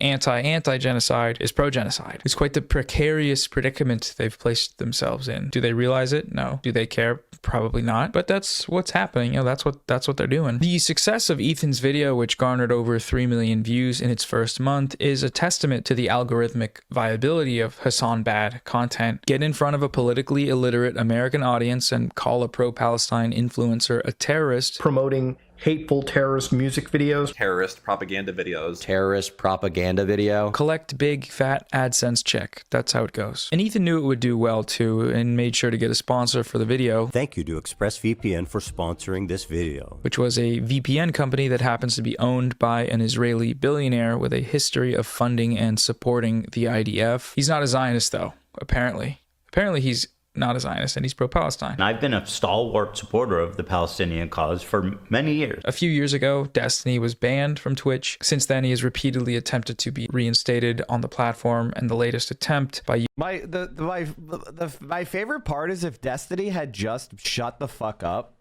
and just kept making his dumb liberal videos on YouTube and just been quiet about Hassan, they probably would have unbanned him. But by being so focused on trying to hurt Hassan and then unleashing onto Dan Clancy, they will never unban him. He effectively created the situation where he can't be unbanned. They want to unban people that have viewers. Twitch is a website that wants viewers. They don't care. They really don't like to ban people. They really don't. But by attacking Dan Clancy, you've created this personal hatred. They called him an anti-Semite. They said, they've said everything you can say against the guy to affect his reputation. There's no fucking way he doesn't hate their guts and will never, ever let them be unbanned. What a dumb fuck. Using the campaign was probably... Any updates on the Epstein case? We'll talk about it later. There's ever been in terms of putting pressure on the platform. We're tired of your site changing the rules every week. Nobody knows what's going on. Get your shit together, unban Destiny, and fucking make a site that people actually want to go to. Dedicated the last 2 weeks of my life basically to Steve's cause. You're talking about the Twitch thing? Yeah, destroying Twitch. Some of the motivations for the campaign are political in nature, though, obviously. Hassan Piker is one of the most prominent pro-Palestine voices on YouTube, and this campaign has been orchestrated by Zionists. The website that started this campaign, HamasPiker.com, doubled as a donation page for a prominent Zionist organization. Since learning about the existence of Israel on October 7th of 2023, Destiny has positioned himself as its #1 cheerleader, showing up to debates to defend the genocidal apartheid state using Zionist talking points and denying that a genocide is taking place. On the Lex Friedman Israel-Palestine debate, Destiny justified Israel's slaughter of 4 Palestinian children in the Gaza beach bombings using talking points plucked directly from IDF spokespeople. Those kids weren't just on the beaches as often stated in articles. Those kids were literally coming out of a previously identified Hamas compound that they had operated from. They literally did. You could Google it. With all due respect, you're such a fantastic moron. It's terrifying. I left Finkelstein's iconic response in there because he is 100% correct. The events of that day were witnessed by dozens of journalists. There is no real dispute as to what happened except from, of course, the party that slaughtered the children, which is Israel, and in turn its propagandists, like Destiny. A group of boys, cousins, playing on the beach, now were running for their lives. Until seconds later, another shell hit. Israel claimed it was firing on Hamas militants at the port, but the dead were 4 young boys.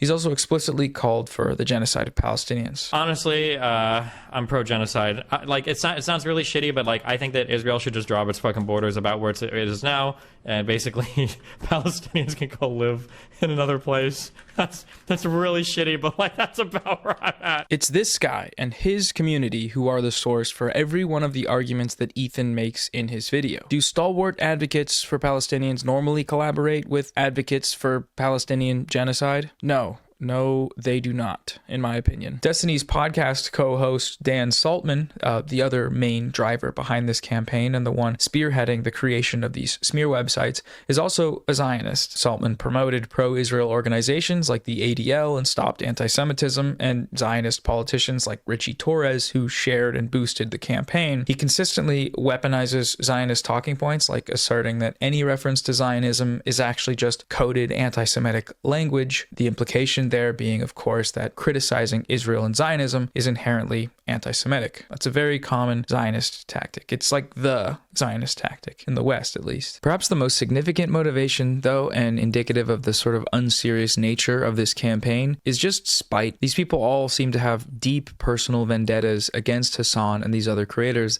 that should give one pause when considering the seriousness of the campaign that they're running. God, he's so cringe. He's such a cringe loser. I would pay we'd raise $1 million to send this dude to go fight in Yemen, and then all of us would volunteer for the Navy. Holy shit, he's such a cringe. Destiny has, for almost 5 years, just obsessively talked about Hassan on his channel. He's made video after video about him. The frequency of these videos increased after Destiny was banned from Twitch. In the span of time since then, he has uploaded almost 80 videos about Hassan out of a total of 450 videos. So that's at least 1/5 of his working life spent talking about Hassan. In contrast, in the same span of time, Hassan has uploaded over 1,200 videos, and he's talked about Destiny a total of 5 times. 5. 4 of them have come in the last few months while covering Destiny's role in this smear campaign and the credible allegations of sex crimes against him. So that's less than 1% of his coverage. This isn't an internet beef. Hassan has a stalker. With Ethan, I feel like I can kind of spot the moment that he started going into this direction, which was the moment that people started calling him racist for saying racist stuff. It was one argument he made where he compared Jewish Voice for Peace anti-Zionist activists to capos. There was Jewish collaborators with fucking Nazis. Ethan, don't do that, please. Don't say that the Jews' Voice for Peace are akin to capos. That's... I'm telling you that the mere existence of Jewish voices it's not a leg to stand on. I don't understand that. The chat started calling him a Zionist freak because that's a Zionist freak thing to say. And then since then, he's sort of constructed an entire mind prison around the idea that he's not racist, and anyone calling him racist is actually the real racists. And because Hassan's community is politically oriented and is able to spot the racist rhetoric in question, that means they're all extremists, and Hassan is leading them, so he's an extremist. And that Hassan and them are all the problem, and that he's a perfect angel, which is the direction he's taken, it seems like. My only crime is wanting a 2-state solution instead of one, and thinking it's not okay to kill Israeli civilians. That's it. That's why they're calling me a Nazi Zionist. And now he's just totally gone off the rails. He spends most of his time cowering in fear behind Instagram stories that people can't respond to. Every single one of the uploads on his personal YouTube channel in the last number of months have been targeted towards Hassan. He spent most of his live podcast talking about Hassan and calling him a terrorist and whatnot. What is this? Bro, I have not seen a single one of his fucking Instagram stories. I didn't know he was posting about me this much.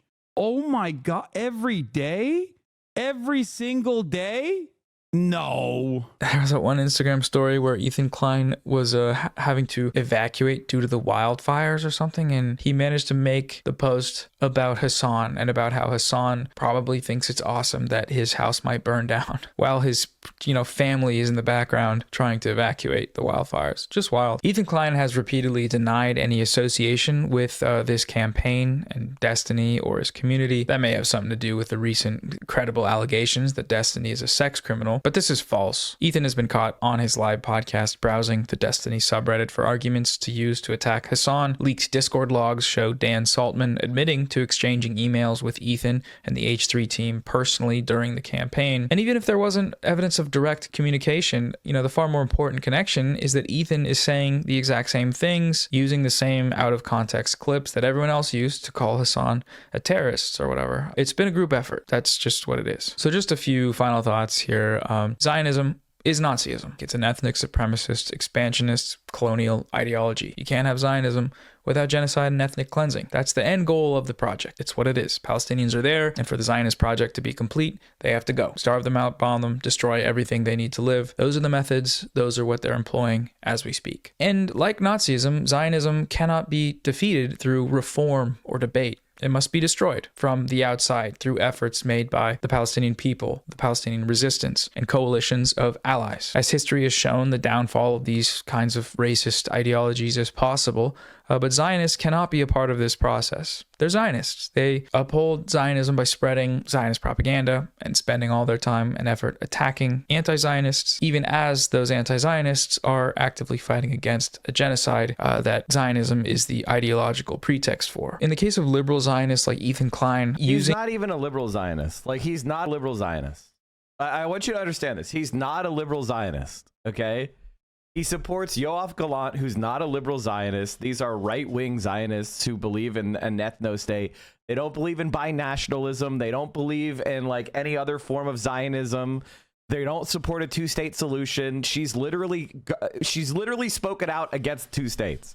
She's like, well, it wouldn't be a real state because, like, you know what happens when another country has a state? They get to buy weapons. Do you think that Israel would allow Palestinians to buy, anti-aircraft rockets from China? As just an example. Do you think they would allow Palestinians to get artillery and tanks and ships? Do you think they would allow them to form their own military? Do you think they would be able to do any of that? No. It is a Bantustan. They're not a liberal Zionist in any way. Also, it's not liberal if you have a society where there is second-class citizens based on race. Using his weird personal Zionist crash out as a jumping off point to educate people about the ideology that he adheres to is a great use of time, I think. And BadEmpanada has done a fantastic job with that. His videos have reached pretty wide audiences and exposed them to the reality and history of the genocidal Zionist project. That's a really good thing. That's a really important thing that he's doing. And I think many of you can probably also help out with that. Most of you have smartphones and cameras and TikTok, so go ahead. Start posting about it. Spread the word. Aside from being a morally good thing to do, it's also becoming sustainable. It's algorithmically viable. The Ethan Klein crash out industrial complex is booming, and we can harness it as a propaganda machine to expose Zionism for the genocidal ideology that it is. You may have the feeling, as I often have, that the history books will look back upon these times and those who supported the Gaza genocide with shame and horror. The only problem with that is that these people feel no shame. They're here to make money and to convince themselves that they aren't evil. And the way they do that is by lying, by spreading liberal Zionist propaganda. It's profitable and it's easy and it's acceptable. You're allowed to say that you think all Palestinians should die. I'm pro-genocide. And still get invited to Jubilee as the resident liberal. You're allowed to do it and run your quirky, epic, silly podcast and make hundreds of thousands of dollars doing that because the Western media ecosystem encourages it. There will be no justice for the Palestinian people if all we do is watch content about what's happening. Consumption is not politics. There will be no justice for the victims of this genocide unless we all actively fight for it. From the position that most of the viewers of this video have, that's by using the resources and time to continue to speak out, preserve the record of what's actually happened in Gaza, name the perpetrators, and highlight and boost the voices that understand these facts more than anyone in the world. That is, the Palestinian people. Don't stop sharing their stories or contributing to direct aid. I'll leave a document below with some Palestinian voices and outlets that you should follow and campaigns to contribute to. In If I Must Die, Rifat El-Arir tells the story of Yasser Ashur, a young Palestinian survivor of Operation Cast Lead, Israel's late 2008 onslaught in Gaza. During Cast Lead, Israel bombed a UN school, which was also designated a safe zone, killing 44 civilians. Ashur was 14 at the time of the attack, and Israel killed 5 of his classmates and friends. Ever since the massacre, Ashur has tried to honor the memories of his classmates by exposing Israeli crimes. I run a few Twitter accounts with tens of thousands of followers. He said, "The battle for justice for Palestine over social media is crucial, and we have to win it. We don't have Israel's billions, but we have the power of the truth." And that's what we have. We have the truth. October 7th blew the lid off the genocidal Israeli project. October 7th is the reason you're here watching this video today. Israel's response to it has radicalized a generation of people by exposing the Israeli state and its backers in the West for what they are: depraved, ethnic supremacist, genocidal lunatics. That's the truth. We have all these tools to speak the truth, and now's the time to do that. So just do it. I don't know. Don't stop fighting for it. Free Palestine. Makes sense that they invite him and try to pose Destiny as a liberal, since you said the Jubilee creator is a right-wing weirdo. Yeah, I mean, all I can say is this is a great video by Noah. What a banger. Make sure you're subscribed to Noah. And the reality is this, and it's very simple, is that apolitical spaces are not apolitical. That is the whole point. The reason why they call it apolitical is because they want to eliminate anything that challenges the status quo. So that inherently makes it reactionary and conservative. Because, oh, you're criticizing anything that's happening in politics, therefore you're making it political. Well, I'm here to ensure that the only thing that we see is what is the status quo and what is normal. That's political. It's just hiding it through one layer of obfuscation. Joining me now at the table, Senior Advisor to Bernie Sanders, Faz Shakir, my partner, my friend from the weekend, Simone Sanders-Towson. You saw that big smile on my face? Yes, she paid me for that.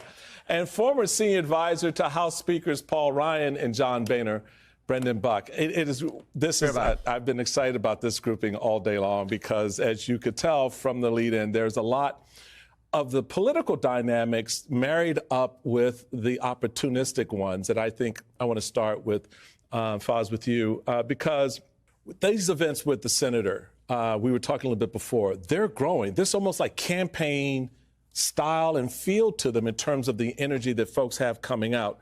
Tell us what that's like and what you're hearing specifically from people in a red district. Presumably not everyone in the room is a Democrat, right? So what are you hearing and seeing out there? Well, the Senator's now hit 5 districts, congressional districts that have been currently held by Republicans. They're purple districts, but held by Republicans. And each of them, we are outdrawing thousands of people, outdrawing our peak of 2020. So we ran for president in 2020, and the numbers here right now are higher than we've ever seen before. And it's telling you something. I think in my mind, I have Bernie Sanders holding a stethoscope up to the Democratic Party and saying, hey, listen to this, the heartbeat of America out there. Can I talk about something real quick before we go on? Which is people are fucking stupid and they don't know what they're talking about, and Twitter sucks. And what I mean by that is this. I want to show you this example. Congresswoman Rashida Tlaib said, I'm joining 13 of my colleagues to demand that the Trump administration immediately releases MAHMOUD KHALIL. Their illegal actions set a dangerous precedent. We cannot allow them to shred our constitutional rights to free speech and due process. Free MAHMOUD KHALIL. Okay. And then she has 13 signatures on there, right? There's 13 signatures on there. Summer Lee's on there. Ayanna Presley's on there. Mark Pocan's on there. Ilhan Omar's on there. Jasmine Crockett is on there. You know, Gwen Moore is on there. But you're missing a lot of like members of the squad and like lefties. And it's like, oh man, why isn't Greg Cesar on there? Why isn't AOC on there? And the answer is they've already spoken out on this issue. And the number one response is like embarrassing that AOC didn't sign this. AOCIA forgot to sign. At AOC, can you explain why you're not signing this? These people are dumber than dirt. I'm sorry. You're dumber than dirt. The way these congressional letters work, first of all, they're no different than a tweet. Okay? They're no different than a tweet off the bat. It doesn't matter. They're writing a letter to a Trump secretary. It doesn't matter. They're going to file that into the fucking shredder. All right. This is no different than a tweet. All right. It's just to put it on your congressional letterhead to make it look more official. But this is no different than a tweet or any other message, right? Like, give me a fucking break. Let's be honest. So is it true that AOC has been silent on this issue? No. AOC rips tyrannical and un-American arrest of MAHMOUD KHALIL. AOCIA is not on the letter, guys, except yesterday she already came out in favor and she already came out and spoke on it. Why are you attacking AOC for something she already did? It doesn't make any sense. What are you talking about? Why aren't you attacking Tim Walz or Bashir? They're not on the letters. They're not making statements. Why aren't you attacking? What are you doing? What are you talking about? And the reality is with these letters, people sign on later. They find out about the letter and they go, oh, or somebody was out of office or they were not available. They could sit around waiting for the letter to get signed, or somebody doesn't respond right away. It doesn't mean they don't support it, especially when they already made statements on the issue. What are you doing? What the fuck are you doing? And so my reaction to this was, I was obviously pissed off because I'll be honest, AOC is not my favorite politician because I don't think she's very good at this. And she's allowed herself to get maneuvered into a position where everybody gets clout from attacking her. And that's what it is now. Just making an anti-AOC post is guaranteed likes. That's a pretty bad sign for her as a politician. And I said AOC was one of the first people to speak out against the arrest of MAHMOUD, but she needs to understand that every time she doesn't appear on letters like this, she's going to get a ton of negative attacks. If she wants to be viable as a politician in the future, be smarter. And then people started replying to me, oh my God, AOC is so bad. She tries to walk both sides. What are you talking about? She didn't walk both sides. She already came out. She did not do this. You've invented this idea and you just created a fucking narrative. You are not correct. She's mediocre at best. What are you talking about? I mean, I don't even think she's the #1 person we should pick, but she's clearly one of the top 5 congresswomen or congresspeople in the entire country. What are you talking about? You people like Tim Walz. What are you talking about? AOC is out for AOC, not us. I mean, like, it's just like, what the fuck are you talking about? What are you talking about? Like, I criticize AOC all the time, but not on things that you're distracting from the reality of a guy has been arrested for his political takes that you agree with, and you're attacking one of the few politicians that are saying anything about it? Are you okay? And I replied, it's probably a bad sign for AOC as a politician that the first reaction to her doing the right thing is for people looking for an excuse to attack her, even people nominally on her side. Criticisms equals attack. It is an attack. You're dumb. Why are you talking like the attacks are unwarranted? All right, I'm now looking up every single person's... I'm looking up Bashir on everybody who replies. Okay, he didn't say anything. Did I misspell it? It's Bashir, right? Okay. I'm curious. I'm now curious. Okay, these people don't ever talk about any politicians other than AOC. You can't criticize Congresswoman AOC for being a useless coward. She wasn't being a coward! Like, what are you talking about? You're just saying she's a coward. Again, AOC, this ought to be funny. Now, let's do this. AOC. Oh, for the love of God. This person... Rare AOCW. There's a reason why so many of us are angry at AOC. She duped us. Specifically, they said she cosplayed like she was going to be a fighter and then she licked Biden's boots for 4 years. We're fucking done with her. Bernie did the same thing. Bernie did worse than her.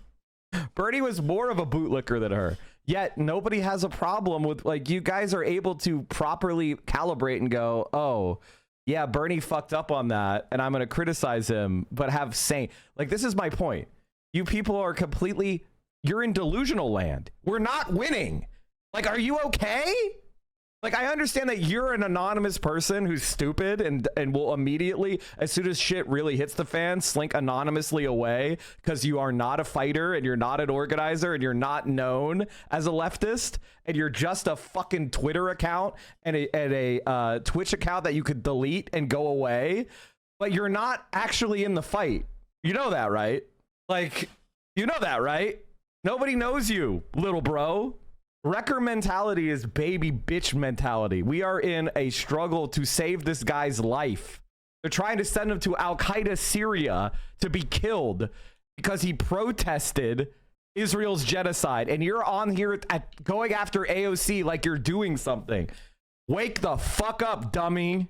She doesn't need to be my friend. AOC obsession is one of the most pathetic things I've ever seen. Is she my favorite person? No. Is she the top candidate to take Bernie Sanders' mantle? God, I hope not, because of how many of you have been tricked. I got people in my replies defending Andy Bashir and attacking AOC. It's one of the most incredible shit I've ever seen. Did you concede her sending tweets is insufficient? So is sending a letter. It's no different. You understand that, right? You understand that writing a letter is no different than sending a tweet, right? Like, you understand that, right? You get that? If you think they're different, how are they different? And who said she's not going to sign the letter? Do you know how these congressional letters work? No, you don't, because you've never worked at a congressional or legislative office in your life. You have no idea how they work. The answer is they start circulating this letter to the people they think might sign it. A certain amount of people sign it, and they go, okay, that's enough. We can send it out. So they send it out because the main point is to get a news article about the letter, not to make sure every single person who wants to be on the letter is on the letter first. Do you think Greg Cesar and AOC don't believe this? They're not on the letter. Does that mean they've suddenly abandoned him? No, you dumbass, because that's not how these letters work. They couldn't get in touch with his chief of staff or with AOC or whatever. It takes a second. And they decided to send the letter out early. Because why? They want to get a letter out as quickly as possible so people understand that they're fighting back against this thing. And then other people come forward and sign it. That's how it goes. People are angry and frustrated, and the Musk takeover of government, I promise you, is top of mind for so many people. They find it. What should we do then? Attacking AOC on something she's already made a public statement about makes you dumber than fucking dirt. It makes you dumber than fucking dirt. Every other, by the way, every other streamer will just go along with it because it's what the clout is at. You know, like criticizing AOC and not defending her is where the clout's at now. So everybody who's clout brained is just going to keep quiet about the unfairness because they don't care. I look at that and I go, she's made a lot of fucking mistakes and she's not my first choice, but she is saying the right things here. We should be amplifying that. I know what I'm doing is pointless and no one's going to change their mind. They're just going to go back to attacking AOC and then saying, I like Andy Bashir. He's so good. Because you are idiots. Of their values, and they are urging Democrats to stand up and do something and fight for it. Is it, Simone, do you think it's just the Musk takeover of the government? We've had this ongoing conversation on the week. She hasn't said she wouldn't sign the letter. In fact, everything she said has indicated that she would sign the letter. She literally came out immediately and wrote about it and said how it came out publicly on her platform, which is much bigger than every other congressperson who signed that letter's platform. Like, can you give me a fucking break? And here's what I am. By the way, I criticized AOC. In case you didn't know, this is a criticism. I was saying, hey, AOC, your political operation sucks because you're getting blasted on social media for not having a position you actually have already had because you didn't appear on a worthless congressional letter. The only reason people are replying is to say AOC not on letter. They would ignore this if she was actually on it, which is the point. That's the point I'm making is you fuckers would ignore this shit. You're only in there going AOCIA like a fucking like. And by the way, I have a lot of criticisms of AOC. Why? But you could get AOC to sign. Like, how many times is AOC in this fucking reply section? I'm sure there's more when I load. All right. Like, what are you talking about? Do you think Rashida Tlaib would be like, yes, go attack AOC? That's how we're gonna help Mahmoud. Attack AOC. Mahmoud will be released any second. Like, what the fuck are you talking about? This is just pathetic, dude. It's just like an embarrassment. It's just an embarrassment, man. It's just an embarrassment that people act like this.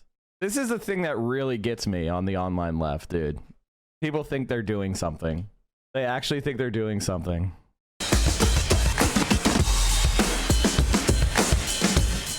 What happens when you get older as life passes you by? Like, you just don't understand things anymore. Sneakers somewhere between Bo Jackson and Shaquille O'Neal got so busy. Like, look at this. What, like, yo, but this one, it goes the other way. They're worth, remember when the guys on MTV Cribs and they would lick the bottom of the soles just to let you know? That's where this country is. A lot of people's 401k is their laminated sneakers that they're never gonna wear. All right, I'm not going to be a douche here. Some of this stuff I like. These are the Bruce Jenner ones when he was just starting to feel like Caitlyn. You can throw a javelin in these. You can do a high jump. All right, so there you go. I'm bringing old man vibes to this, which should make you feel good. It makes you feel young. All right, I'm going to go look for Joe. And right after this, I'm going to Cantor's Deli to get a cup of coffee and talk to an old waitress.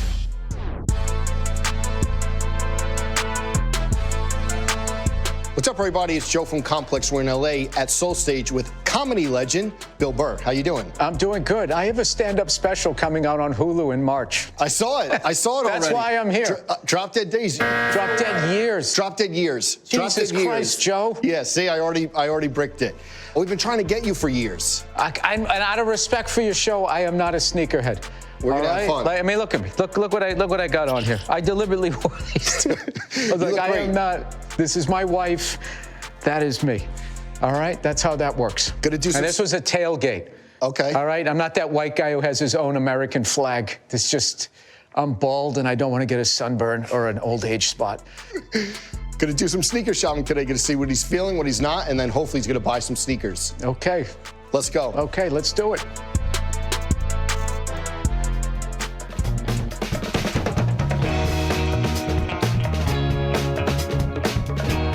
Bill, first impression of this, are you in your element right now? How do you feel about this massive store with sneakers from all different decades? I am respectfully out of my element. My sort of sneaker knowledge goes from like Adidas Dragons, okay, Adidas Country, my favorite one of all time, up to about like, I mean, I'll tell you, when the first Jordan sneaker came out, that red and black one, I thought it was the ugliest thing I'd ever seen in my life. I swear to God. And they used to sit. They weren't even selling like they are now. It was a massive departure. Okay. Sneakers were white or black. And the biggest movement, I think, up until that point was late 70s was Adidas. Either Adidas Dragon, Varsity, or what was the other one that my older brother had? That's the one. That right there. Right there, the Olympic Village. 70s cross-country shoe, green and white, one of your favorites. Yeah, I love green. It's crazy, though, because the Country had a moment. They were one of the best-selling shoes of 2023, your favorite shoe. Oh, they brought it back? Yeah, they brought it back a couple of times, and they went with cheaper leather. Okay. You know what I mean? Because some corporate cunt had to give himself a fucking bonus check at the end of the year. What if we made it worse, but made it look the same? Yeah. Then could our pools be bigger? Not Free okay. Luigi.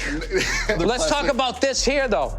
These beyond adorable. Kid sneakers. I mean, come on. Your daughter comes down, Dad, why Apple Jacks? I mean, you're getting the bowl. It's over. You know what I mean? And then you got to have your son's got to be a little badass, there right? It is. Yes. You get something there. This is when he starts having opinions, going, no, I don't want to. And then the Yeezys up here. Oh, yeah. Dude, that looks like some old lady knitted it.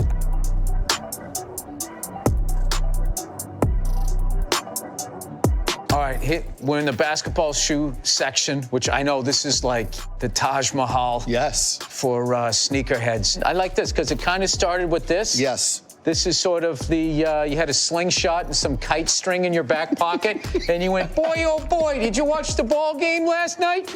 You should watch the YouTube video, How Comedy Became a Dystopian Imperial Hell World. It's so relevant. I saw some of that on Hassan's stream, and it didn't really hit for me. You had those, and then somehow it became this. This is cool. I mean, I can't pull off any of this stuff. Yeah. I feel like you got to at least be able to put it between your. I can't. I'm not. What about this with this fit? I feel like these Kobe's with these clothes. Yeah, is that what you mean? This fit. Yeah. With these pajamas. No, okay. I don't get what this cascading crest function. Yeah, what is that for? Do they really think I'm gonna go that hard at this? I know. Break my ankles. This is gonna get stuck in the linoleum in my kitchen, and it's gonna cause me to blow out my ACL.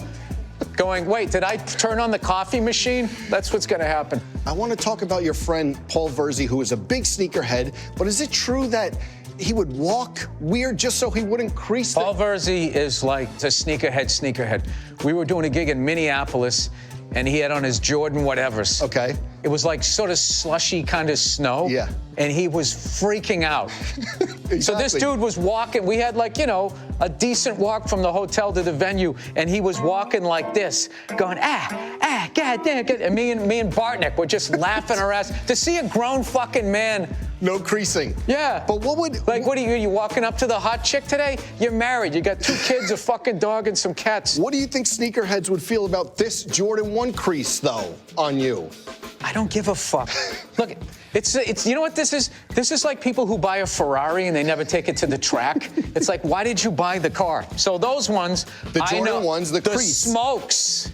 Yeah, yes. Pete Davidson got me those. This is what's funny. Did he? This is what an old guy I am. He got me those sneakers when we did King of in 2019. I still have them. And you wear them a lot. I think you wear them on Bill Maher. Yeah. I wear them in the mud. I got all mud. They're sitting in the back porch right now because it was raining a little bit. A gift from Pete Davidson. I love that. That's right. I have Nikes. I should have brought them in from, is it Nike or Nike? Nike. I got some Nikes from doing the Chappelle show way back in the day. He had tons of heat on. Yeah, and instead of the thing, what are you doing here? Hold on. There's an old guy. I don't like seeing that. Hey, what are we doing, huh? Hold on. Ba-da-ba-ba-da-ba. Hulu in March. Bill Burr. I don't like your costume jewelry. Is that plastic? I mean, like, me being frustrated about how dumb people are, like, there's a certain point where you can't stop the stupidity. Like, the anti-AOC, I get clicks for doing anti-AOC shit on Twitter, run by Elon Musk. I'm not being boosted, by the way, when I do anti-AOC comments. It's impossible to fight against at this point because people are not rational. They're not actually arguing for anything. They just want to say AOC bad and get likes, and they don't actually have any kind of coherent position. And that's that. She's toast. She's toast as a politician. So as far as I'm concerned, she ain't it because you people are too easily manipulated. That being said, I agree with you. AOC should lose to a Zionist. OK, let's do it. Just like Jamal Bowman. That's the success. That'll be success, right? When AOC is out of office, that's success. So let's move on to the next person. So when they do the same thing to Sean Fain, can you be smarter next time? You won. I'm convinced. Let's get a Zionist in there. That'll do it. That'll be great for us. Anyway, so for the next left-wing politician, can you not fall for it? Can you not fall for it the next time? Or are you going to fall for it again? That's legit? All legit.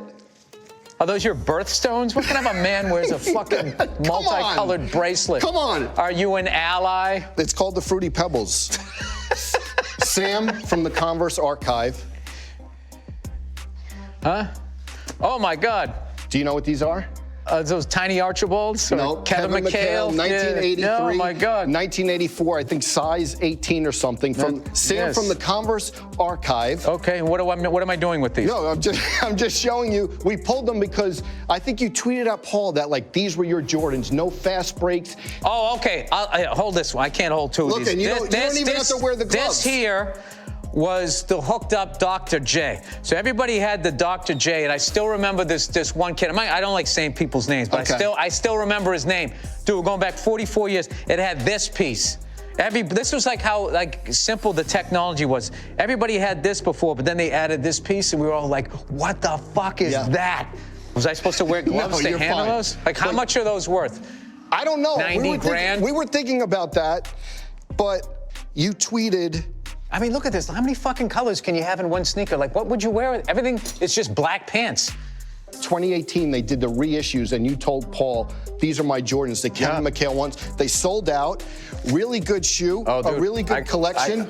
I got a pair of those. Did you? I got these are yours in your size. They're not, because I already gave them away. Really? Yeah. I got them. What the fuck am I going to do with these? Size 12. I don't play basketball. Did it have the little thing? Oh, this thing, and you keep this thing on. Exactly. Then it's worth fucking money. So did you get a pair of those? I got a pair of these, and I wore them once. I wore them on the Rich Eisen show. It was my little subtle nod, that I was a Celtics fan, okay? Okay, so we'll donate them. Donate these. Okay. Someone will love these. Absolutely.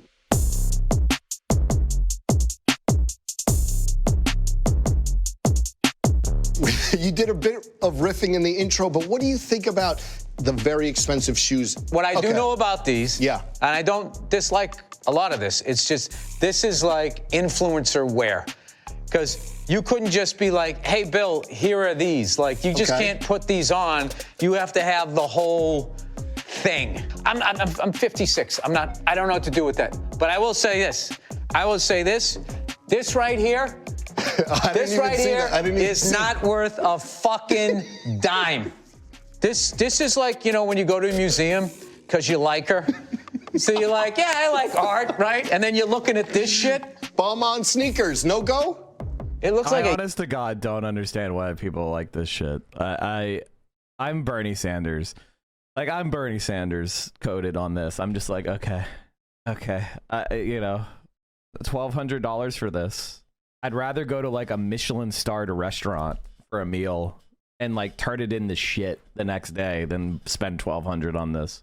A yacht, I will give you that. Like, maybe do you wear this on the yacht? It's just not for me. Is this the yacht thing?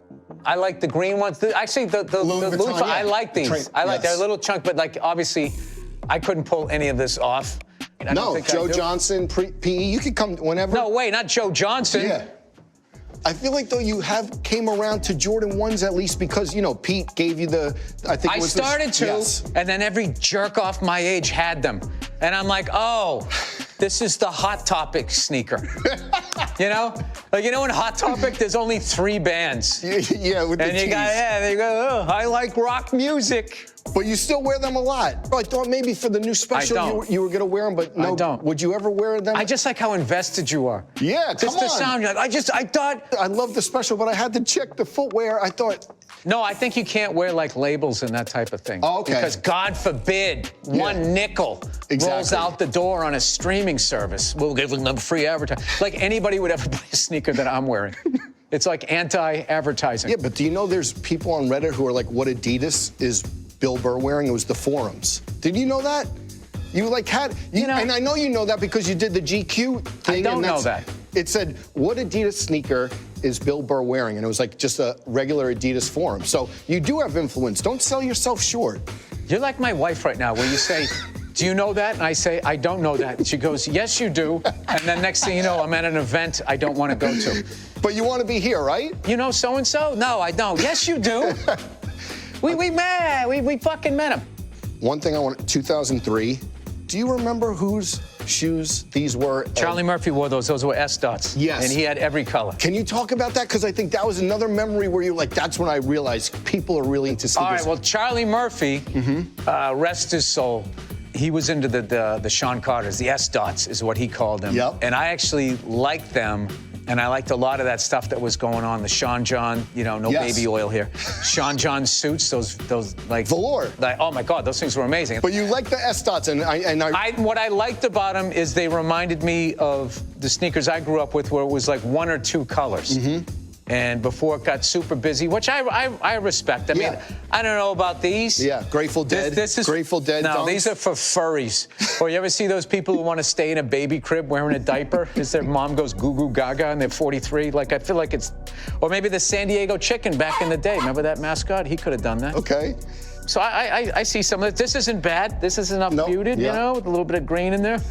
You walked in and you said, like, this is me now, but you have like the New Balance 998s on. They were like, call it a dad shoe in a couple years ago. But like, what do you think about the trend of these types of shoes being super popular, as popular as some Jordans? It's bored Caucasians. Okay. So they think it's like cool to dress like a fucking old guy. One of the things that I really don't understand is like the self-importance everybody has is getting to the point where it's just like, It's getting a bit much. It's getting a bit much, even for me. Guy, and then act like they don't notice. Okay. Because I saw a thing the other night on Instagram saying how like all these kids are now dressing like George Costanza. Yes. But George didn't look cool because, you know, he was of the age that you would wear that. And I'm looking at you and I clearly know you're not getting any pussy and you never did. And you're trying to rewrite your origin story and it's fucking annoying. Like all of these nerds. Well, we talked about everything. Now's the easy part. Browse the shelves, see what you're going to take home. Yeah, I'm not taking anything home. I have enough stuff. And so I'm going to be whatever I pick out, I'm giving to the kids at St. Jude. Amazing gesture.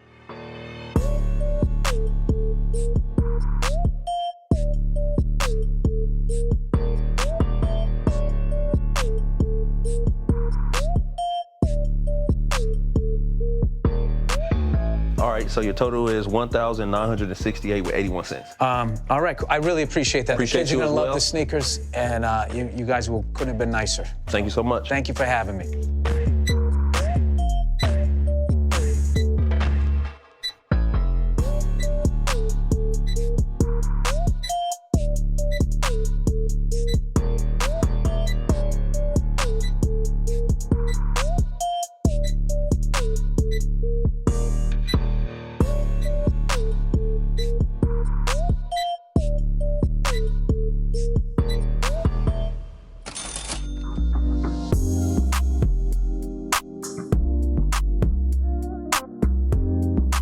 So, Bill came through.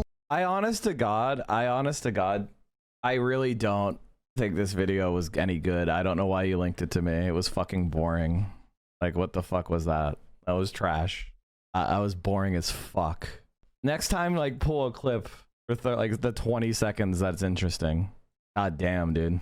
All right, let's watch Bernie Sanders doing rallies. This fucking Zionist Bernie Sanders is doing rallies. Who cares? Senior advisor to Bernie Sanders, Faz Shakir. My partner, my friend from the weekend, Simone Sanders Towson. You saw that big smile on my face? Yes, she paid me for that. And former senior advisor to House Speakers Paul Ryan and John Boehner, Brendan Buck. I've been excited about this grouping all day long because, as you could tell from the lead-in, there's a lot of the political dynamics married up with the opportunistic ones. And I think I want to start with, Faz, with you, because these events with the senator, we were talking a little bit before, they're growing. There's almost like campaign style and feel to them in terms of the energy that folks have coming out. Tell us what that's like and what you're hearing specifically from people in a red district.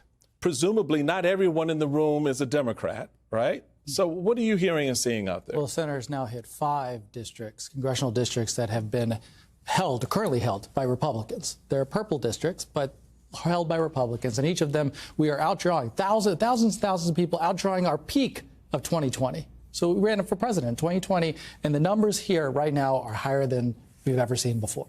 And it's telling you something. I think in my mind, I have Bernie Sanders holding a stethoscope up to the Democratic Party and saying, hey, listen to this, the heartbeat of America out there. People are angry and frustrated, and the Musk takeover of government, I promise you, is top of mind for so many people. They find it abhorrent of their values, and they are urging Democrats to stand up and do something and fight for it. Is it, Simone, do you think it's just the Musk takeover of the government? We've had this ongoing conversation on the weekend.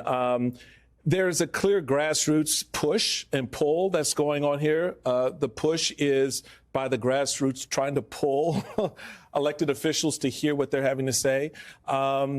Is it more off of Trump's actions or Musk at this point? How do you read this moment? Well, I guess I would say Donald Trump's actions and Elon Musk's actions are one and the same.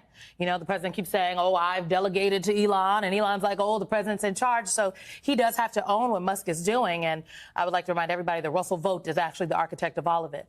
I think with Senator Sanders and other Democrats were out in full force this weekend, which, you know, I've been very hard on my Democratic friends over the last couple of weeks. I would argue rightfully so. And I was glad to see the Democrats out and about talking to the voters to hear from them directly. I think what Senator Sanders is tapping into, though, is a frustration that people have and a want to be heard. One of the things that he launched his tour in my hometown, North Omaha, Nebraska. And I just would like to note, he did this thing where he asked people to yell out what frustrated them. And they linked it to you because he said Free Luigi. You did pay attention because you're beefing on Twitter because it's boring. It was a boring video. And let me tell you, Bernie Sanders, I know he is not trying to have a little chit chat at his rally, but he did. He told people to shout out and then he responded to them. And to me, that says that the temperature at this moment is the people feel like they're not being heard. Now, you can have qualms about, his crowd seemed mostly white. That's fine. People are coming out to hear Bernie Sanders in that capacity. Black and brown crowds might come out somewhere else, although the black women will say we voted for not Donald Trump, so don't call us. But there is something there. We did our work. That, black women be like, well, we did our work, 92% checking in here. But there's something happening there. I don't know if it will translate to Democratic votes writ large, but it does say that people need to pay attention. So Brendan, on that last point, because, you know, we don't need to build this up into something more than it is at this point in the political cycle, which we're in. A lot of Portuguese right-wing government's going to fall nice. Big elections this November for both Democrats and Republicans in New Jersey and Virginia. So there are some lessons to be learned from what both of these fine people are saying. You're looking at this from the GOP perspective. You're talking to leaders in the party, current and former. What are they saying about what they're hearing? They've been instructed, the elected ones at least, not to hold town hall meetings anymore. Yeah. That's a boneheaded idea from my perspective, because this is a moment to lean in and justify the action as opposed to run away from them. Where do you think Republicans are right now, and what do you see as, at this moment for them, a vulnerability, big or small? Yeah, well, I think it's important, as you did, to separate two things. One, the sort of long-term, midterm, politics, but also the shorter term. They're trying to pass an agenda, and in the political environment in which they're trying to pass it makes a big difference. We know, and you're asked where they're most vulnerable, they've considered enormous cuts to Medicaid, which I think is a huge problem for Republicans right now. Not just because it's politically potentially unpopular, but because I don't think that they can pass it. So we have a situation where the majority or the large share of the spending cuts they want to do are in Medicaid, and certainly in the House anyway. You have a bunch of states and senators who are never in a million years going to walk themselves into that trap. Right. Let's talk about West Virginia, where more than a quarter of the state's population is on Medicaid. You think the two GOP senators from West Virginia are going to vote for that to gut Medicaid? They're not. So you're going to end up in a situation where you have a bunch of conservatives who are saying, why aren't we cutting more? And a bunch of sort of moderate or senators who are saying, hold on a second, we're not doing that. You're going to make nobody happy. And that's the worst thing. And we could see a situation where we kind of get stuck. I think the House and the Senate are about to get stuck. And you start a narrative where you can't actually get anything done, where all this other chaos is going on. And it's not a good environment for legislating. That's actually an excellent point. I was having that particular conversation today about not in terms of being stuck, because that's the end point. But in this confluence of events coming between the House and the Senate, Republicans, and the realities on the ground in places like West Virginia versus some other places in the country where they may be a little more free to have this, oh yes, let's do a little dance with Medicare, Medicaid. In addition to some of the districts that Brendan was talking about, you take David Valadao, Republican member of Congress. He's in California, the Central Valley, tons and tons of Medicaid recipients, maybe the highest percentage, actually, Medicaid recipients in that district. How long do you think until the riots start? Riots don't start spontaneously like that. You need to have a catalyzing event, and then you need to have a repression of the riot. Like repression of the protest. So you have like a protest, and then you need repression. So people aren't just going to spontaneously do anything. Next door, another Republican, huge numbers. Mike Johnson's own district in Louisiana, huge percentages. So, obviously Medicaid and all of it does. Well, what does it do? Nursing home, child care. These are things that are essential to people's lives. These people have working at McDonald's on Medicaid. You're working at Amazon and you're on Medicaid. You're working at Tesla in California and you're on Medicaid. Right. I mean, so these are working poor, and this is a lifeline for them. So in addition to Medicaid, though, then you've got Musk saying openly, I'm going to cut Social Security offices all over this country. I'm going to cut veterans offices all over this country. We're underplaying how much that is doing, because this is a different way of dismantling those essential government services, national park services all over the country. He's just killing off them, not by just the budget slash, by saying there's no people to work there. Right. It's so interesting because you would think, just given the numbers that you both have laid out and the realities, it's like, well, how are Republicans seriously considering going on with cutting Medicaid? But I've come to the conclusion that a lot of people in the country, they don't believe what we're saying is actually happening. They don't actually think they're going to cut Medicaid and they're going to cut Social Security. Matter of fact, when we talked about this on our show this weekend, all of the comments, I don't believe the comments on Twitter. Sorry, guys. But I do believe what they say on Facebook and Instagram and the people in my email inbox. Those are real people, more real than the bots on Twitter. Or the site formerly known as Twitter. And people are like, you are lying. That is not true. don't lie. These Democrats and Michael Steele are lying. And I'm like, oh my goodness, y'all don't, oh, okay. You think we're making it up. Right. They are serious. Elon Musk did an interview today on Fox, and he's like, yeah, these entitlements. I mean, if we really want to cut, that's what we got to do. To be clear, one, I don't think Medicaid is sacred. I think you probably can, I'm a conservative, I think there's probably some room to cut. But I don't And would you look at that? MSNBC. Look at MSNBC helping launder the right-wing talking points. I think they're going to be able to execute. This is my point. I don't think they're going to be able to execute these sweeping cuts that they're talking about. And they're going to have a bunch of members who say, this is our one opportunity to cut spending. And then the political reality is going to set in, and they might not be able to get much of anything done. And that's the key thing right there. That the political reality is what is being defied and denied by a lot of Republicans right now. And it will be those common sense Republicans who kind of jerk the party back into that reality more so than I think they realize. I legitimately think people are dumb as fuck. Like, I don't even know what to say at this point. Anyone see? Yeah, I mean, this is just the same old shit. You know, yeah, we talked about the Sons of Killmonger guy. Anyone see Bernie asking for a friend? It's just the same. It's the same old, same old. Like, I don't think the online left is going anywhere, honestly. Like, I think I've been kind of convinced that we're cooked. Like, you got it. Like, AOC is fucked.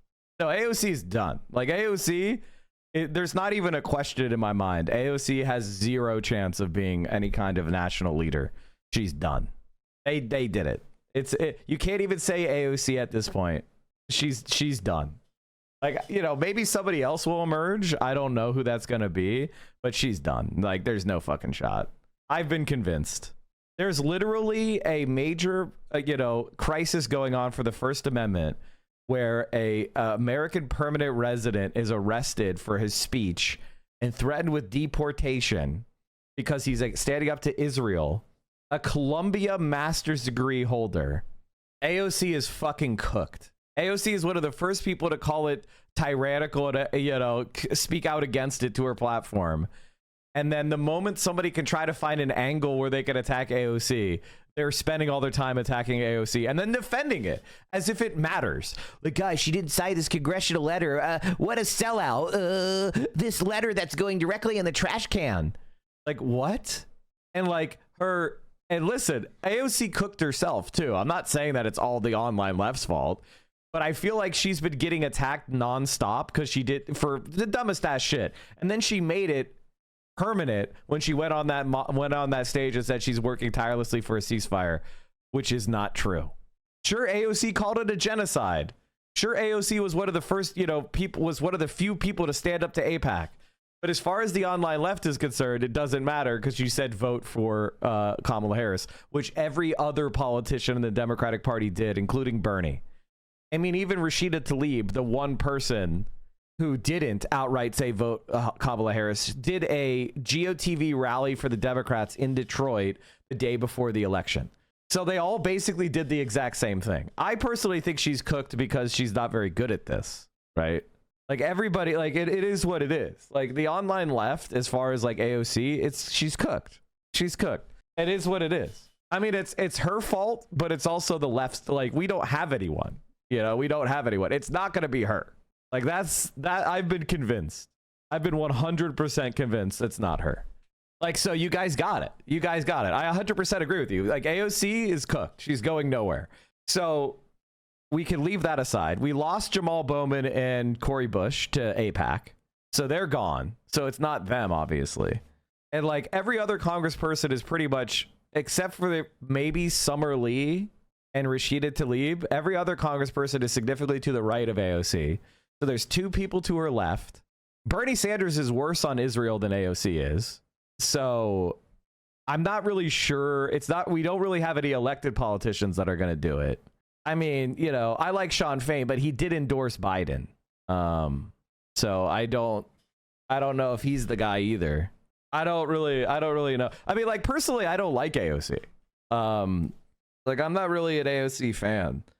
But as far as like, so I consider her cooked. I won't be doing anything to help her because I don't want to throw my, like, any kind of support behind somebody who's fucking cooked. I think, you know, just getting another Zionist in there would probably be more clarifying for people. So it might even be good. Didn't Sean Fain endorse him as a transactional move? Why? What do you mean? He endorsed Joe Biden while he was doing a genocide. Like, Sean Fain is no better than AOC, so he's fucking cooked too. Who gives a shit? Bernie Sanders is a sellout. Sean Fain is a sellout. Rashida Tlaib is a sellout. Everyone's a sellout. We're fucking cooked. We've lost. Give up. By the way, that's what they want me to say. That's what they want you to feel. That's what these people, that's why they get promoted by Twitter's algorithm, by the way. That was a meme. I was doing a meme. I was letting those people's logic actually make sense. Actually, let's believe what these people say. All right. DSA is a sellout organization. AOC's cooked. Bernie's worthless. He's a sellout. Sean Fain's a sellout. You know, it's AFL, CIA. It's going to be the 1,000 members of PSL. We're going to do it. We're about to take on the 3 million members of the American military. We're going to take on the 10 million police. We're going to do it. We've done it. We have no leaders whatsoever, but we're about to do it. We're about to take it. How much more can Tesla drop before Musk get a margin call? I mean, like, I don't even know what you want me to say. Like I do agree with it, though. Being serious for a second, I do think that AOC is cooked. Like, AOC can't, like, she's beyond cooked. So I would really highly recommend we don't try to unite around her, because I don't, you know, part of it is her own mistakes, like the really bad DNC speech, I think was really bad. But I overall, I think she's not very good at this. She was really good when she just repeated what Bernie was saying. But now that she's been in DC for so long, she's kind of gotten this like Elizabeth Warren brainworm. So I think she's not going to do it. Al Green would. Al Green is significantly to her right. Like, Al Green is significantly to her right. I don't know why you guys think Al Green is good. He did one thing and you became aware of him. For some perspective, DSA's entire budget is less than $5 million a year, fully member funded. You want to take a guess what just one of the smaller conservative pipelines like PragerU is? $75 million, 15 times DSA's budget. Jamal Bowman's primary election was the most expensive primary election for a congressperson in history, and it wasn't even close. But we got George Latimer, who's basically one of the most right-wing Zionist congressmen. So Jamal Bowman was replaced by one of the most Zionist congresspeople in the entire country. I would call that an L. AOC has that Pelosi stink on her. Let's be honest. Like, let's be honest about what's wrong with AOC. The problem with AOC is she's an attractive young woman that actually won something.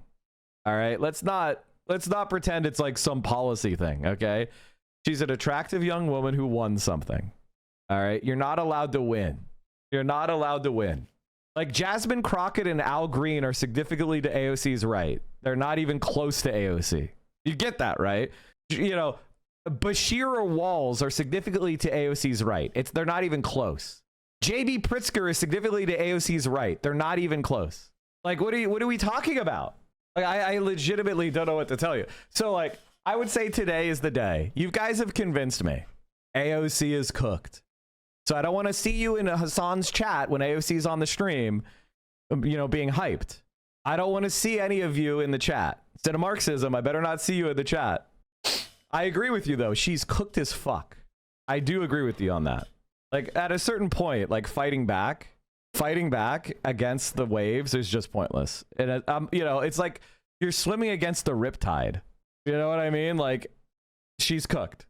Democrats will probably keep the left from winning if we can't beat Andrew Cuomo for New York City mayor, who's insane the amount of baggage, sex offender.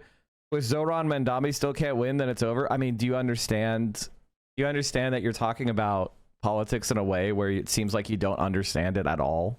Like, you're talking about politics in a way that is embarrassing for me as somebody who's been streaming for this long to read. We are in this weird moment where liberals think AOC represents the left, but members of the left dismiss her. It's incoherent because she's fucking cooked. You don't understand what being cooked means? It means she doesn't have a real base. So AOC is cooked. There's really nothing more to it. That's the definition of cooked. So, I mean, hopefully she can hold on to her seat because, like, being serious for a second, hopefully she can hold on to her congressional seat, but I think that's about it for her. We need her to be hard-headed, and she displayed Warren-like and Bernie-like kowtowing to Biden, which made leftists take a very harsh stance against her because leftists saw themselves in her. Nah, I think it's more, I think you're being too friendly to the leftists. I think it's more like you get a lot of likes on Twitter when you criticize AOC, so it creates dopamine feedback loop. And so you just kind of get conditioned into constantly posting shit that you would never post about anyone else. And it's really just that simple. It's a dog. It's like ringing the bell and giving your dog a treat. You know, at this point, people just start salivating whenever you say AOC. It's literally, Nobody else would get away with like criticizing Bernie in the same way. They would get no attention. And by the way, you don't see it. The people that are going after AOC for like saying vote Kamala Harris, they're not doing that about Bernie now. They're riding Bernie's coattails as he does his little speeches. When Bernie and AOC, if anything, AOC is better than Bernie on Israel, but yet nobody has a problem riding his coattails. That shows that they're not principled. Right? Like if you want to go against both Bernie and AOC, I disagree with you because I think it's marginalizing yourself into nothingness and you're not listening to what Lenin said. Lenin said, be strategic, make alliances, temporary alliances, but realize that they're not, you know, that these people are not the same. Keep your eye on the opportunists, but you still have to meet people where they are. That's what I'm trying to do. I would love to create a third party. I'm trying my best to create the third party.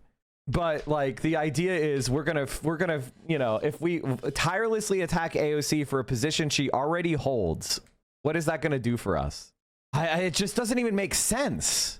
What's the most realistic path to a third party? Bernie Sanders and about 30 left-wing Congress people announce they're starting a new party and they run. Probably the best time to do it would be during the presidential year. Because then, you know, you have a presidential election where people can could support Bernie Sanders as a third party candidate. And then if he gets to a certain level of support, then he's on the debate stage. That's probably the best way to do it. And that way a bunch of people can all run as that, you know, because that party will get a bunch of free media from running for president. And so these people won't have to raise that much money. They'll just be able to run as the Bernie Sanders, you know, party person. And that's the best chance. I think trying to do it like individually is not going to work because you're not going to be able to get enough attention. It kind of feels like leftists keep moving the goalposts. People who actually work in public service find this difficult as fuck to actually organize when everyone is terminally online. Of course. I just know that AOC ain't it. AOC ain't it. People are so cowardly too. But I'm just like, okay, you're saying things because, and then you rationalize them later. You don't actually have a plan. And what I'm being honest is like, I think not having a plan is a legitimate critique of the left. It is a legitimate critique to say you have no plan. And the only reason the left even grew is because Bernie Sanders sprung from the fucking ether. Is AOC as one of the people in the Bernie party though? No, I don't want that loser anywhere near us. She endorsed Kamala Harris, right? Oh wait, that leaves us with 0 Congress people. Damn. I guess we have to make a little bit more pragmatic decisions after all. Lenin said you're still supposed to be pushing your line, not abandon it during those alliances. We don't even have the working party yet, by the way. We don't have it. I'm trying to form it. Let me explain my thinking out loud and you guys can understand. Basically, I'm trying to create a situation where the left in this country is thought of as the opposition to the status quo. And then there will be a dirty break from the Democratic Party where a new workers' party is formed. Then within that workers' party, I will be the left-wing faction within that new workers' party. There will be a lot of people to my right. That is what I would like to see. The party will not exist without the people to my right. Because guess what? There's approximately 10 people in America that are to my left. So if I said I'm not working with anybody to my right, their answer would be there is no one there. The purpose of this, the purpose of doing a dirty break is to destroy the Democratic Party. Just like the Republican Party destroyed the Whigs. And just like the Progressive Party almost did against the Republicans. What ended up happening is that the Republican and Democratic Party reconfigured themselves. After the Progressive Party, the Republican Party and the Democratic Party reconfigured themselves. And the FDR wing of the Democratic Party won. So the Progressive Party became dominant within the Democratic Party under FDR and the New Deal. So you can see that the Progressive Party was incredibly important for pushing the Democratic Party toward the New Deal coalition. It wouldn't have happened without the Progressive Party break from the Republicans.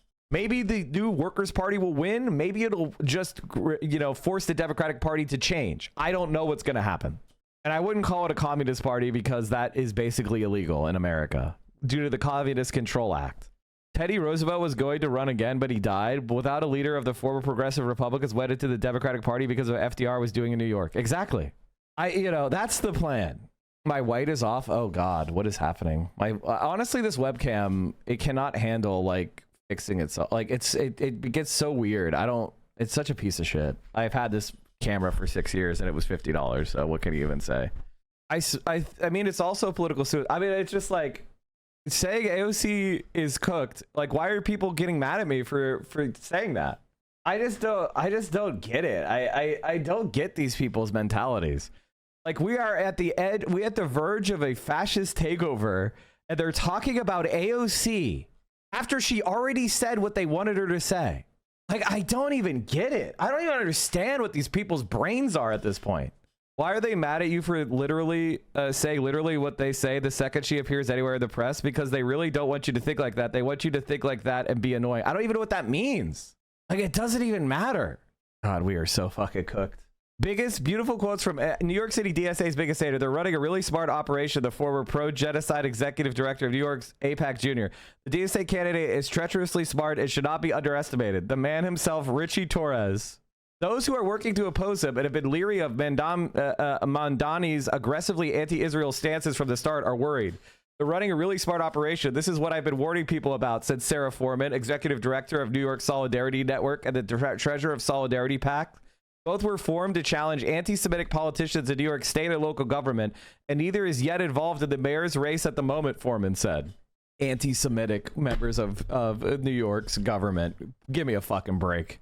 Foreman expressed grave concerns about Mandami's position against Israel, like when the assembly member said the path toward peace could only begin by ending the occupation and dismantling apartheid. Everyone underestimates it, she said of his campaign. They're going to wake up and he's going to be in a position to potentially be the nominee. Democratic Rep Richie Torres, who is backing Cuomo, agrees the DSA candidate is treacherously smart and should not be underestimated. He told Jewish Insider. Again, it's just so embarrassing. Like, I don't even understand. I don't even know what to say. These people are fucking dumb as fuck. Like, at this point, they're dumb as fuck. We're in a situation where we need to be talking about community defense. We need to be talking about community defense and arming up and being honest about the fact that they're going to start killing people. And no, we're talking about AOC didn't sign the letter. That's why she's a sellout. All right, we're going to watch a GDF video. I don't even know why I care at this point. I'm actually crashing out from how stupid people are. Like, I don't mind. Like, I don't even like AOC. That's the thing that's funny. But when I see how stupid people are, it's getting to me. It's actually, you've gotten to me. You did it. You actually got to me. You figured it out. I'm Dr. Saunders, as you heard. This is the Allen Memorial Institute of Psychiatry. It's part of McGill University. Some people call the Allen a rest home. And in a way, I suppose it is. Actually, the Allen is a rather special kind of hospital. That's why some of the things we do may not fit in with your idea of a mental hospital. In May 1983, attorney James Turner took the deposition of Dr. Sidney Gottlieb in a lawsuit against the CIA. Beginning in 1951, Gottlieb oversaw the chemical division at the agency's technical services staff. In this capacity, he was, as he put it during his deposition, the administrator of the whole MKUltra project. Turner represented Velma Orlico, a former patient of Dr. D. Ewan Cameron, founder and director of the Allen Memorial Institute of Psychiatry at McGill University. You approved the grant to Dr. Cameron, didn't you, Dr. Gottlieb? Is that not your signature? Yes, that is my signature. An enlightening summary of MKUltra and its objectives can be gleaned from this exchange. Dr. Gottlieb, did MKUltra involve research intended to develop techniques of interrogation? To the best of my remembrance, MKUltra initiated, supported, and carried out research to shed light to provide information about interrogations. We were certainly interested in what could be done with LSD in interrogations. The point was not, Gottlieb contends, hey everyone, GDF here. If you want to support me, consider becoming a patron to watch exclusive videos that aren't up on YouTube. And you can join the Discord server there. Also, I accept donations. To create a Manchurian candidate. The program never did that. That was a fiction. While the Second World War gave the world the nuclear bomb, the arms race that the world inherited from it rapidly proved to be limitless. Kilotons became megatons, as plutonium bombs became thermonuclear bombs. There was apparently no ceiling to the destruction that the latest weapon could mete out to the world. The Manhattan Project offered a model for a secret weapons program par excellence, the secrecy of which proved extraordinary, its scale and cost astronomical, and its outcome world-changing. The great powers that came out on top in the years immediately following the war proved that an arms race could take multiple forms. Just under 5 years after the war, as many people were still picking up the pieces of their ruined cities, the so-called Cold War experienced its first substantial test. War in Korea, beginning in June 1950, saw the peninsula almost completely destroyed. But by war's end, the Americans observed an alarming and inexplicable phenomenon. As described by John Marks in his definitive history, The Search for the Manchurian Candidate, the CIA, and Mind Control. By the end of the Korean War, 70% of the 7,190 U.S. prisoners held in China had either made confessions or signed petitions calling for an end to the American war effort in Asia. 15% collaborated fully with the Chinese, and only 5% steadfastly resisted. Worse, an alarming number of the prisoners stuck by their confessions after returning to the United States. They did not, as expected, recant as soon as they stepped on U.S. soil. Gottlieb as well mirrored this concern. When asked in his deposition, why was the agency interested in those techniques such as sensory deprivation, electric shock, and psychotropic drugs, which can cause major changes in human behavior? Gottlieb answered, "During that period, we were trying to explain changes in behavior on the parts of returned prisoners of war, on the part of returned internees from Red China, and some episodes of bizarre behavior on the part of American diplomats returning from the Iron Curtain. These, and possibly other areas, were candidates for explaining some of these behavioral changes. The effort to race ahead of the Soviets and Chinese on the science of mind control, or perhaps more accurately, mind alteration, was a broad effort.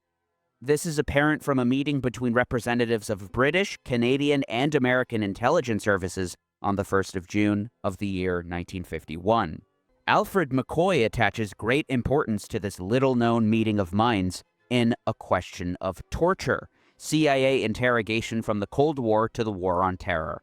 Their discussion set a behavioral research agenda that led to the discovery of psychological torture.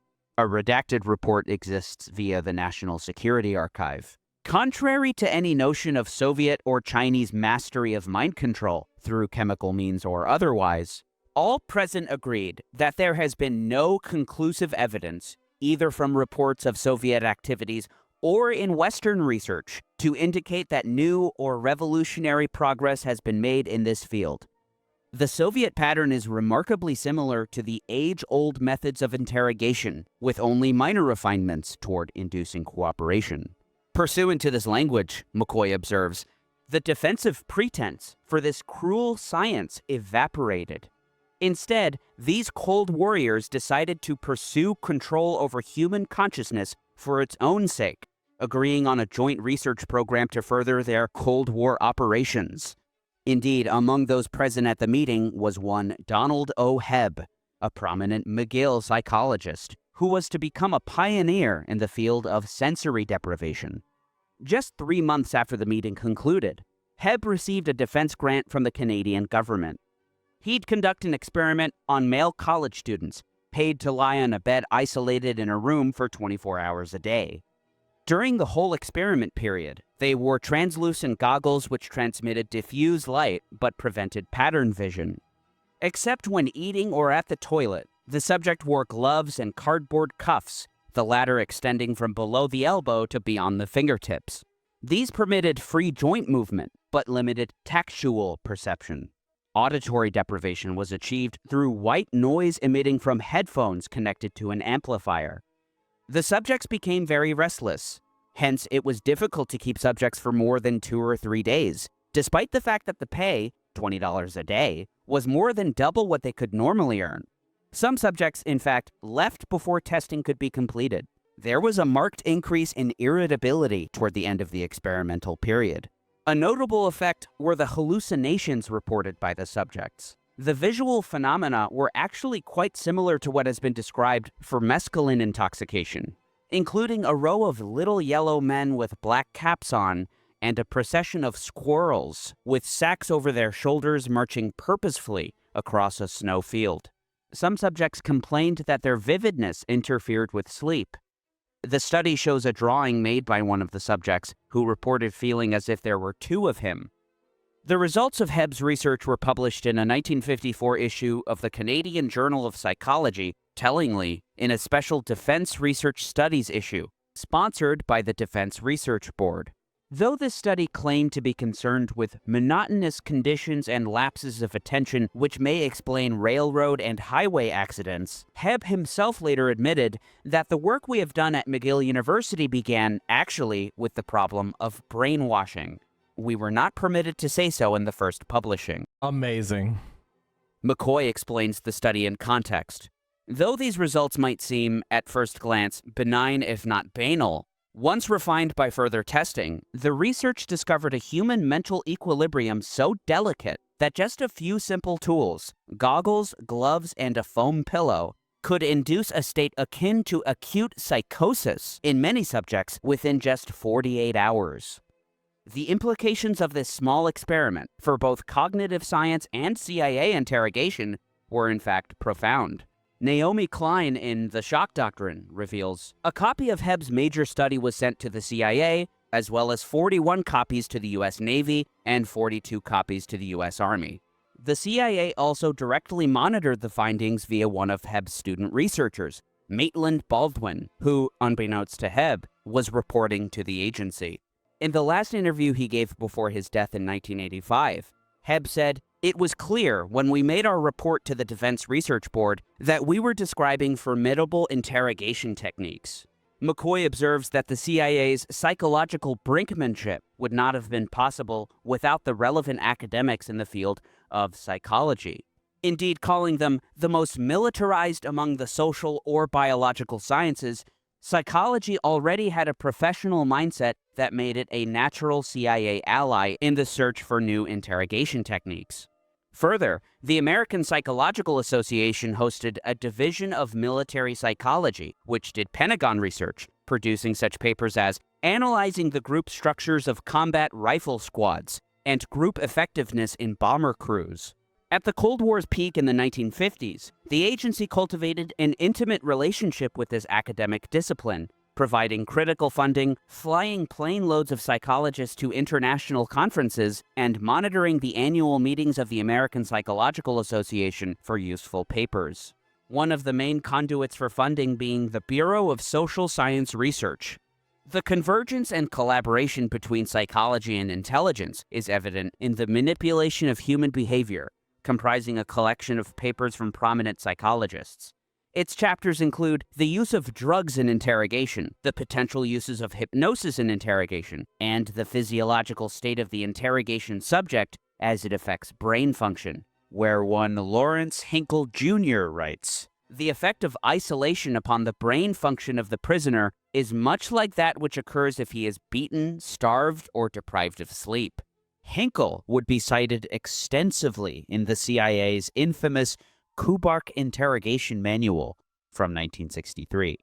10 years earlier, the director of Central Intelligence, Allen Dulles, approved MKUltra, a meaningless cryptonym as the standard spycraft called for. The reckless experimentation that ensued, with LSD in particular, indicate a frantic pursuit to harness the chemical's full potential. These early tests involved CIA technical services staff drugging each other by surprise. In one instance, a TSS worker unknowingly ingested, it's impossible to know how much LSD in his coffee. John Marks interviewed a witness. This grabbed him before he was aware, and it got away from him. The man, simply put, was hysterical and ran outside. He reported afterwards that every automobile that came by was a terrible monster with fantastic eyes, out to get him personally. It was a real horror trip for him. I mean, it was hours of agony. It was like a dream that never stops, with someone chasing you. Perhaps this was early enough in the history of the chemical, LSD's hallucinogenic properties were only discovered in 1943, that its powerful and dangerous properties weren't appreciated. On November 18, 1953, Sid Gottlieb attended a retreat with a group of not only technical services staff, but also men of the Army Chemical Corps' Special Operations Division. At the Deep Creek Lodge in Maryland, the men shared a drink, which, unbeknownst to them, was spiked with LSD. One Frank Olson suffered a reaction that lasted for days, in which he was plagued by paranoia, unable to sleep, and barely eating. Frank's depression was dreadful, his wife Alice remembered. 10 days later, he was dead, having fallen or having been pushed 10 stories from his hotel room in Manhattan, where he was staying with Gottlieb's deputy, Robert Lashbrook. The circumstances of his death were promptly covered up, and his death was simply ruled a suicide. The agency risked a public relations disaster, but managed to avoid it. Olson's cover was airtight, as even his wife didn't know the true nature of his work, and so the agency continued apace with testing, while pursuing other sources of unwitting subjects. One of these avenues was through George White, a Bureau of Narcotics agent given CIA funds to set up safe houses in New York and later San Francisco. White became the chief narcotics agent on the West Coast. Sid Gottlieb described the safe house on Telegraph Hill. It was sort of a 3-room arrangement with a one-way mirror between 2 of the rooms, and it was a place where White would administer LSD to potential informants or drug contacts. Additionally, they ventured out into the public to dose strangers at restaurants, bars, and beaches. They practiced ways to slip LSD to citizens of the demi-monde while buying them a drink or lighting up a cigarette, and they then tried to observe the effects when the drug took hold. Because the MKUltra scientists did not move smoothly among the very kinds of people they were testing, they occasionally lost an unwitting victim in a crowd, thereby sending a stranger off alone with a head full of LSD. All of this yielded virtually nothing in the way of research toward coercive interrogation, let alone mind control. George White had made as much clear to Sid Gottlieb. His conclusion was, just as an interrogation aid, it doesn't work very well. It doesn't work reliably. The Technical Services Division were clearly enthused with targeting those more vulnerable people. Dr. George E. Ruff of the University of Pennsylvania was another psychiatrist conducting sensory deprivation research, in his case for the Air Force. He was one of a number of attendees of a symposium at Harvard Medical School with funding from the psychology branch of the Office of Naval Research. In his symposium paper, he'd make an ominous recommendation. Although no studies have yet been reported in which the subject is not allowed to leave the chamber if he wants out, it seems likely that such an experiment would produce behavior unlike that observed where an escape route is available. In June of 1956, Sid Gottlieb personally signed off on MKUltra Subproject 47, which would entail conducting experiments on prisoners at the federal penitentiary in Atlanta. In particular, the project sought to evaluate the effects of large doses of LSD-25. Similarly, Gottlieb approved a project led by Dr. Harris Isbell of the Addiction Research Center in Lexington, Kentucky, a federal drug hospital. As director of the Addiction Research Center at the huge federal drug hospital in Lexington, Kentucky, he had access to a literally captive population. Inmates heard on the grapevine that if they volunteered for Isbell's program, they would be rewarded either in the drug of their choice or in time off from their sentences. Most of the addicts chose drugs, usually heroin or morphine of a purity seldom seen on the street. Isbell did one study for which it would have been impossible to attract student volunteers. He kept 7 men on LSD for 77 straight days. I have had 7 patients who have now been taking the drug for more than 42 days, he wrote in the middle of the test, which he called the most amazing demonstration of drug tolerance I've ever seen. Isbell tried to break through this tolerance by giving triple and quadruple doses of LSD to the inmates. These so-called test subjects, it should be mentioned, were nearly all black drug addicts. With the destruction of numberless MKUltra files in 1973, on the orders of CIA Director Richard Helms, it's quite impossible to know with any certainty the extent to which this testing occurred, that our government has gotten away with is incredible. It occurred, whether other deaths occurred, and so on. Despite Helms's effort, John Marks had gained access to some 16,000 pages of relevant files that survived, owing apparently to a filing error in the CIA archives. If you bought LSD, it was probably from the CIA, honestly. Marx's files provide the most detailed information that is known of the program, but of course, much of what occurred over the course of MKUltra was not written about in memos filed away in boxes, and little accounting occurred. In this telling document, Sid Gottlieb not only acknowledges the covert administration of drugs to unwitting subjects, but also suggested they stop producing receipts for payments, for example, for sex workers paid by George White to dose their clients with LSD. In short, Gottlieb was suggesting better operational security and secrecy. Another challenge in the documentary history is the lack of government transparency to the present day. To take one eerie example, a 1963 CIA report makes special mention of extremely sensitive research and development programs, comprising two programs, A and B. A is the covert use of biological and chemical materials, and B, to this day, is completely redacted. In a great many instances, the work in Field A must be conducted by individuals who are not and should not be aware of our interest. In all cases dealing with Field B, it is mandatory that any connection with the agency should be known only to an absolute minimum number of people who have been specifically cleared for this purpose. In no case should any manufacturer or supplier be aware of government interest. There's also the challenge of the scale of MKUltra. From 1953 to 1963, the program cost as much as $25 million, involving 185 non-governmental researchers at 80 institutions, including 44 universities and 12 hospitals. Following 10 years of MKUltra, the program was evaluated by CIA Inspector General John Ehrman. In a report of inspection for the DCI, Ehrman was troubled with the ethical considerations. The concepts involved in manipulating human behavior are found by many people, both within and outside the agency, to be distasteful and unethical. These included the development of chemical, biological, and radiological materials. Public disclosure of some aspects of MKUltra activity could induce serious adverse reaction in U.S. public opinion, at great cost and risk, with seemingly little returns. As of 1960, no effective knockout pill, truth serum, aphrodisiac, or recruitment pill was known to exist, describing the project as inherently a high-risk, low-yield field of operations. 3 years later, the situation remains substantially unchanged. This report, simply put, amounted to a death blow for MKUltra, and it would be suspended in response. Though this mattered little in the broader history of CIA interrogation, as by then, the agency had already learned much of what they needed to know.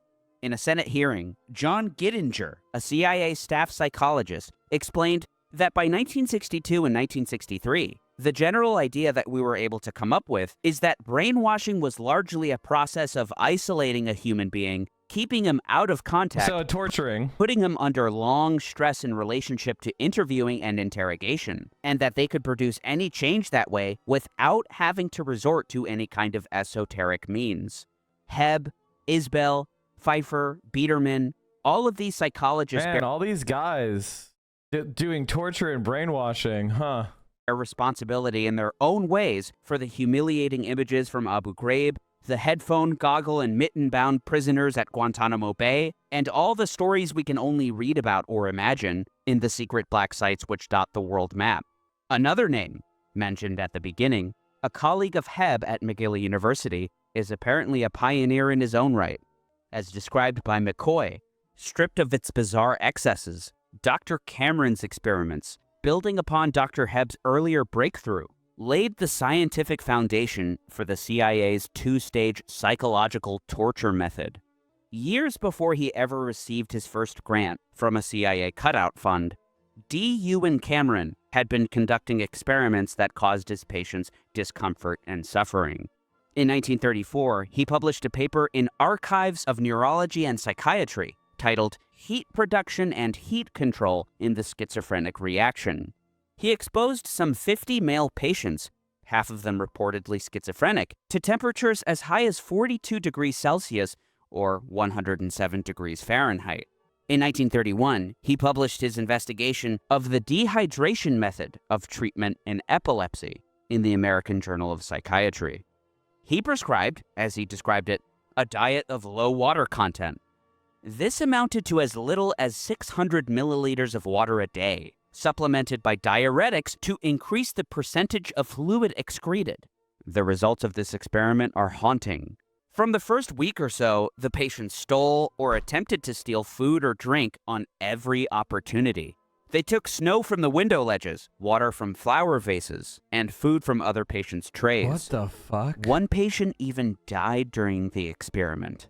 What the Sudden fuck? collapse and death followed. The post-mortem report stated that the heart and kidneys were small, the stomach mucous membrane degenerated with complete destruction in places. Blood vessels were congested, and there were areas of hemorrhage. In conclusion, this method would appear to be of little value. In 1943, Cameron established his research laboratory in the Ravenscrag Mansion on the slopes of Mount Royal. The new Allen Memorial Institute, originally the home of a shipping magnate of the same name, was featured glowingly in The Modern Hospital, as observed by Rebecca Lemov, a professor of the history of science at Harvard. The pages of Modern Hospital and like publications hailed Cameron as a humane innovator, his facility leading the way for the world as a whole. By 1952, Cameron was a prominent psychiatrist, and that year he'd become president of the American Psychiatric Association, a title he'd hold until 1953. In February of that year, Cameron attended the 5th annual neuropsychiatric meeting in Arkansas, where he gave his paper, The Transition Neurosis. Wow, we are so beyond cooked. We are so beyond cooked. I guess maybe I was delusional and I thought that when members of the movement were being arrested and like fucking thrown in dungeons, multiple, 2,000 miles away from where they were detained, lawful permanent residents were detained and shipped across the country because there's no courts in New York, guys. We have to go to Louisiana. I thought for a second people would like join together and like fight for that. But that doesn't appear to be the case. Like, damn. Where Cameron exposes perhaps some ideological underpinnings in his work. Regarding the extraordinary political conversions which we have seen, particularly in the Iron Curtain countries, the stress required to bring this about, at least as far as the political conversions are concerned, is capable of being developed only behind the Iron Curtain. We have explored this procedure in one case using sleeplessness, disinhibiting agents, and hypnosis. Years later, Sid Gottlieb would be asked to answer for Cameron's treatments by a lawyer representing his former patients. So you were interested in trying to determine what had happened to brainwashing victims, and this research bore upon that question? Gottlieb answered, I mentioned brainwashing victims in the sense of people who seem to have their very fundamental ideas and behavioral change come out of Korea, Red China, and some changes in behavior of diplomats that were returning from behind the Iron Curtain. The year before his first agency grant, in 1956, Cameron introduced his psychic driving method in the American Journal of Psychiatry. Reportedly inspired by the Dormophone, a phonograph and pillow speakers marketed as a way to learn while sleeping, Cameron's version would play excerpts of taped therapy sessions. In January 1957, Cameron's first grant application was received by the Society for the Investigation of Human Ecology, one of many MKUltra funding conduits. Harvey M. Weinstein wrote extensively of Cameron in his Psychiatry and the CIA, Victims of Mind Control. Victims that include his own father, Lewis, a patient at the Allen Memorial Institute. He explains that CIA... I think my kind of overall... My overall feelings today are that we are hopeless. We are hopelessly fucked. I actually think they broke me. I actually think people broke me. I don't mind criticizing AOC for things she does that are wrong, like the dumb fucking speech on DNC. Like I'm okay with like yelling at her because she voted present on some bill. I'm okay with being mad at Bernie Sanders because he's equivocated and he took so long to call it like a genocide, or did he even call it a genocide yet? Like, I get that. I understand like wanting to push the people that are closest to you politically in office to be more robust. I'm in favor of that. But I think when people go out of their way to like attack people on positions they actually hold, and then they double, triple down on it, while like the vast majority of people in Congress are saying and doing nothing about this man who was kidnapped by the Trump fascists, it makes me realize I might actually be in danger, like, because you people are so incompetent and stupid. Like, I think we might actually be cooked. And like pretending that you care about congressional oversight letters is embarrassing. Like, it's an embarrassing thing that I'm seeing people do. And it's like, oh, it's because attacking AOC is safe. Standing up against the Trumpian fascist state is not safe. So they're going to just attack AOC. You're never going to get in trouble for attacking AOC. You know that, right? You can attack AOC all you want. It's just crazy. Everybody just wants to do the same shit they've always done. That's what it's just very pathetic. And I'm used to being pathetic, but this one is like really pathetic. A psychologist, John Gittinger, came across Cameron's article on psychic driving. And the left seems to vacillate between why isn't the AOC squad doing anything and what do you want the AOC squad to do? They are doing it, but they've lost. There's no vacillating. Like, Jamal Bowman and Cory Bush got thrown out of office by AIPAC money. Like, I don't know what you're confused about. Like, do you feel like you're winning? Like, what are you talking about? Suggested the agency contact the psychiatrist. The agency were doubtless intrigued with the breaking down of defenses analogous to the breakdown of the individual under continuous interrogation that Cameron claimed to bring about.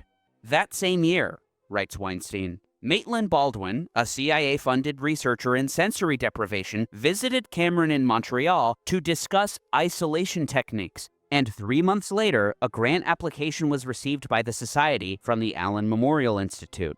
His application included his plan of breaking down of ongoing patterns of the patient's behavior by means of particularly intensive electroshocks, which he called depatterning, followed by psychic driving, sensory deprivation, and continuous sleep.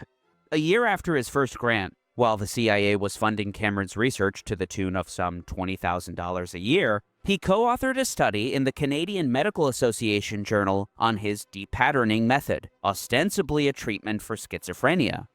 This method consists essentially in the use of prolonged sleep lasting 30 to 60 days combined with intensive electroshock therapy.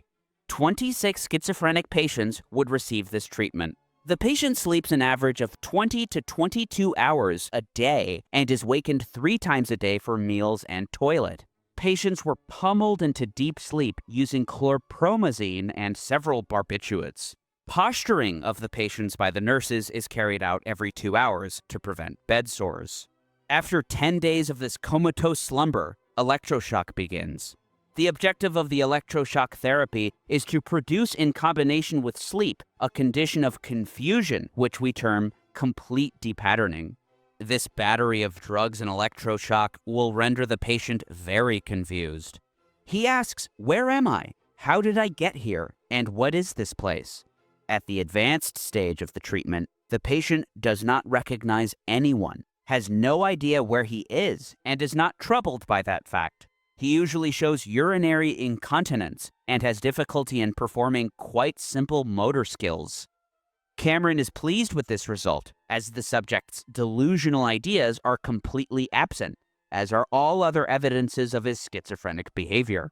Consider the fact that Cameron's work was far from secret. Indeed, his studies were published in a number of prestigious medical journals. Additionally, Cameron was a renowned figure in the world of psychiatry. In 1961, he'd become president of the World Psychiatric Association.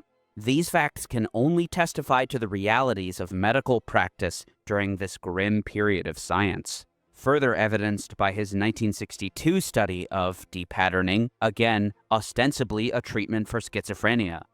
A survey of the existing literature showed that of the multiplicity of methods of treatment, massive electroshock seemed promising.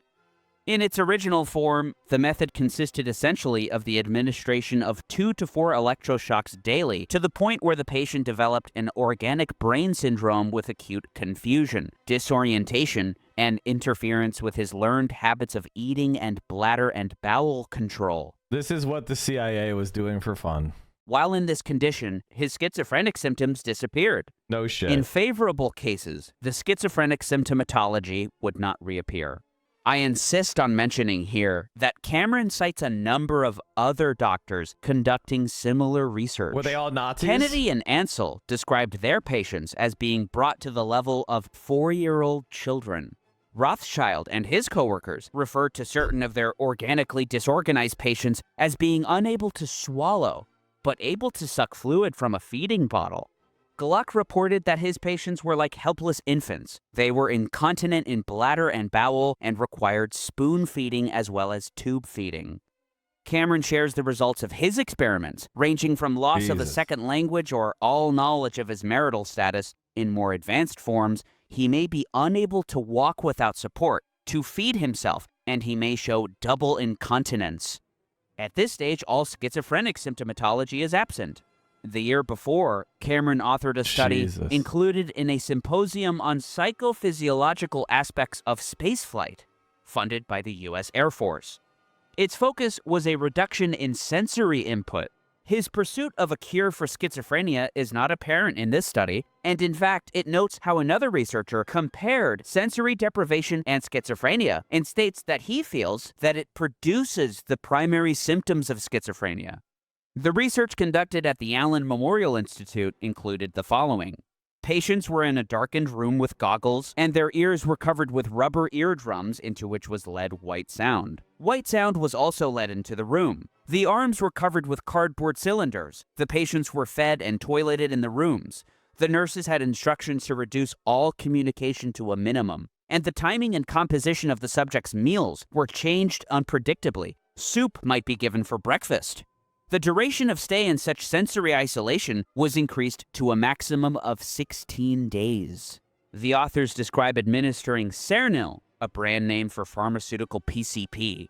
With our psychoneurotic subjects, Cernil produced apathy, then anxiety, followed by disturbance of body image, feelings of unreality, and depersonalization.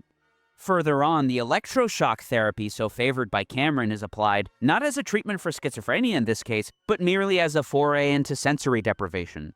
One can only imagine being placed in the conditions already described, in pitch blackness with goggles and cardboard tubes on your arms for days, along with the lack of physical and auditory input, now followed by massive electroshock to a point where marked degrees of confusion occur. At the point where electroshock is beginning to interfere with the maintenance of the space-time image, there occurs marked anxiety and often hostility. The authors call this complete depatterning.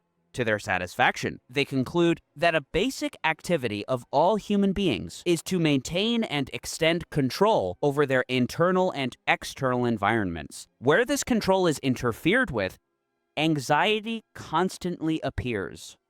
A further conclusion, no doubt relevant to the men of the technical services staff at CIA, behavioral changes can be produced in adult human subjects by exposure to reduction in sensory input. They even list ways in which reduction in input can be achieved. Relevant information, again, not in the treatment of schizophrenia, but perhaps relevant to interrogation. Gordon Thomas provided an enlightening find in his Journey into Madness, an interview with Dr. Cameron from a 1955 issue of Weekend Magazine, a popular Canadian tabloid. The article dealt specifically with beneficial brainwashing, saying Dr. Cameron was credited with inventing a daring idea designed to help neurotic patients by using a modified form of brainwashing. Quoting Cameron, he had added he was confronted with the same problems as professional brainwashers because his patients, like prisoners of the communists, tended to resist and had to be broken down. Like, this is what's always interesting, is how much of this is always projection. It's like, this is something you see a lot with people. Like, Ethan Klein is a good example. Ethan Klein is like, I'm being doxxed and harassed, right? So he doxes and harasses people. And then it says, see, look what I had to, look what Hassan made me do. And it's like, Hassan didn't harass you. Hassan didn't dox you. You're the only one doing doxing. I didn't dox you. I didn't harass you. And it's like, that's the same way our government acts. You know, we have to do these tortures and experiments on people because the communists will. A central problem with Cameron's claims of treating schizophrenia is the fact that patients of his were given depatterning, psychic driving, and sensory deprivation treatments without ever having been diagnosed with schizophrenia at all. In fact, some patients were simply anxious, perhaps in an unfortunate marriage, or suffering from postpartum depression. Cameron's patients were typically women. One dubious treatment involves a 28-year-old married woman admitted for the second time. Her first admission had been in May 1956, owing to a personality change. She claimed she often talked with God and occasionally with the Virgin Mary. Later, she became rather moody and ultimately, frankly, delusional. Unfortunately for the patient, she continued to believe the prophecy of a nun who had allegedly told her some years ago that her husband was to die during a foggy and misty period. In April 1959, she was extremely paranoid and would see significance in the way a book lay on a desk or a pencil was moved. She still continued treatment on an ambulant basis, but eventually had to be readmitted when she became quite unable to carry out her housework any longer, after which it was decided to depattern the patient. This story was included in a paper in which Cameron describes inducing amnesia through his depatterning, from a February 1960 issue of Comprehensive Psychology.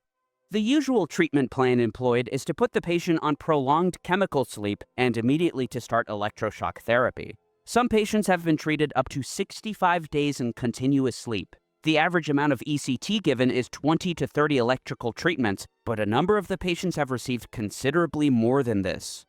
After this, there is complete amnesia for all events of his life. Patients were also given several counteracting drugs, including sodium amytal, a barbiturate, and digoxin, a brand name for methamphetamine. Similarly tragic is the case of one Mary C., her full name apparently a mystery. John Marks secured the doctor's notes from Mary's treatment from the APA archives. As Marks describes them, the aloof psychiatrist wrote in his notes, although the patient was prepared by both prolonged sensory isolation, 35 days, and by repeated depatterning, and although she received 101 days of positive driving, no favorable results were obtained. The 52-year-old Mary C. had apparently been diagnosed with the following: conversion reaction in a woman of the involutional age with mental anxiety, hypochondriac. In other words, Mary C. was going through menopause. Naomi Klein interviewed former patient Gail Katzner in her home. She was barely mobile, as violent convulsions from electroshocks had riddled her spine with small fractures. Thank you, RK Monkey. Gail's medical files tell a heartbreaking story, one as much about the limited choices available to an 18-year-old girl in the 50s as about governments and doctors abusing their power. She is a McGill nursing student, excelling in her studies, whom Cameron describes as a hitherto reasonably well-balanced individual. She is, however, suffering from anxiety, caused, Cameron plainly notes, by her abusive father. After several weeks of his regimen, Cameron himself noted, the shock treatment turned the then 19-year-old honor student into a woman who sucked her thumb, talked like a baby, demanded to be fed from a bottle, and urinated on the floor. In the Journal of Mental Science, DU and Cameron wrote specifically of his psychic driving. The treatment entailed alternating between negative signals and positive statements. A negative recording from a therapy session played through pillow speakers or a helmet in some cases may include, now that you have 2 children, you don't seem to be able to manage them and keep a good relationship with your husband. You are drifting apart. You don't go out together. You have not been able to keep him interested in you sexually. A positive statement: begin to assert yourself first in little things. You will then be free to be a wife and mother just like other women. It's little surprise that it was found that the individual, after undergoing repetition for quite brief periods, experiences increasing discomfort and seeks to move out of the area of exposure. In order to keep the patient under the particularly long periods, 20 to 30 days for 16 hours a day, found requisite to achieve maximal incorporation of our signals, it was necessary to develop specific means. These means had to ensure that he stayed in the area of repetition whilst he remained maximally receptive. These freaks run the government.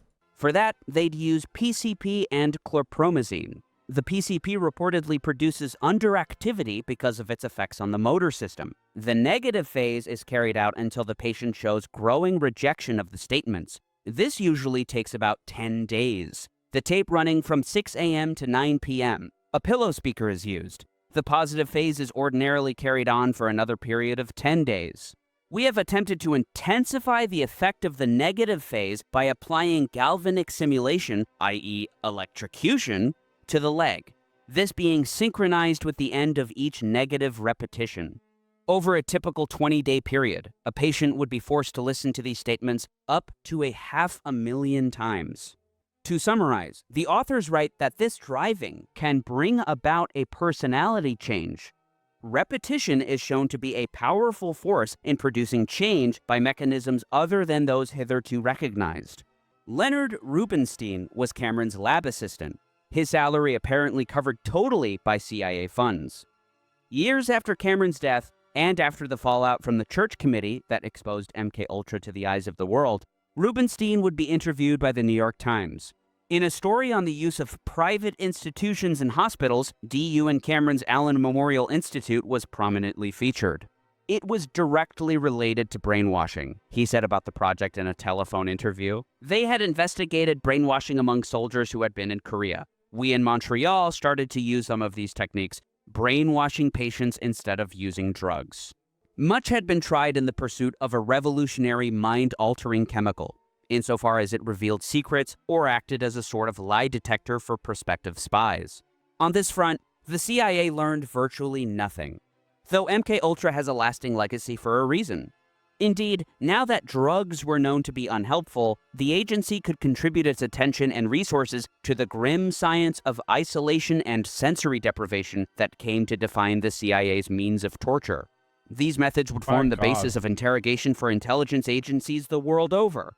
They've come to characterize, to this day, the reality for those swallowed up by the shadowy netherworld of secret police, civilian spies, or murderous paramilitaries. Indeed, though LSD dominated the early MKUltra research, McCoy writes, gradually, as drugs failed to deliver useful results, the agency's mind control project shifted to more mundane behavioral research, which has generally been ignored by scholars and journalists entranced by the red herring or public bogey of esoteric LSD testing. Yet it was this process of academic trial and error through countless psychological experiments, all dutifully and duly reported in scholarly journals, that produced the real breakthroughs in the CIA's search for effective interrogation techniques. With the program coming to a close in 1963, the results of this macabre research were published in a consequential manual known by its cryptonym, KUBARK. The alliance between the CIA and some of the most prominent names in the fields of psychology and psychiatry culminated in a manual called KUBARK, circa 1963. Which formed the basis of an agency training program that ran for about a decade. Its methods, however, endured to the present day. The manual reads as a sincere attempt to intellectualize the infliction of pain. One can find numerous traces of the McGill experiments. All of the techniques employed to break through an interrogation roadblock, the entire spectrum from simple isolation to hypnosis and narcosis, are essentially ways of speeding up the process of regression, prompting a slit back from maturity toward a more infantile state. Indeed, all coercive techniques are designed to induce regression. The aim is to produce discomfort. The prisoner should not be provided a routine to which he can adapt and from which he can draw some comfort, or at least a sense of his own identity, which can be achieved through manipulation of time by retarding and advancing clocks and serving meals at odd times, 10 minutes or 10 hours after the last food was given. In a section dealing with deprivation of sensory stimuli, the manual concludes, the more completely the place of confinement eliminates sensory stimuli, the more rapidly and deeply will the interrogatee be affected. Results produced only after weeks or months of imprisonment in an ordinary cell can be duplicated in hours or days in a cell which has no light, which is soundproofed. As we've seen, an early effect of such an environment is anxiety. The interrogator can benefit from the subject's anxiety. As the interrogator becomes linked in the subject's mind with the reward of lessened anxiety, the questioner assumes a benevolent role. The manual reveals the principal and most consequential realization following the research in interrogation. The available evidence suggests that resistance is sapped principally by psychological rather than physical pressures. It's worth noting that the CIA appear to have dispensed makes with sense. many of Cameron's innovations in torture, a fact that testifies to the unimaginable suffering endured by his patients. Cameron's work took the concepts of brainwashing to their logical extreme, showing that there is seemingly no limit to the human imagination or its capacity to create new iterations of suffering. Klein writes, "Wherever the Kubark method has been taught, certain clear patterns, all designed to induce, deepen, and sustain shock, have emerged. Prisoners are captured in the most jarring and disorienting way possible, late at night or in early morning raids, as the manual instructs. They are immediately hooded or blindfolded, stripped and beaten, then subjected to some form of sensory deprivation." This was not, of course, all the influence of Cameron or MKUltra. Torture is always an improvisation, a combination of learned technique and the human instinct for brutality that is unleashed wherever impunity reigns. McCoy additionally notes the changing nature of torture. Perpetrators can suffer a dangerous expansion of ego, leading to escalating cruelty and lasting emotional disorders.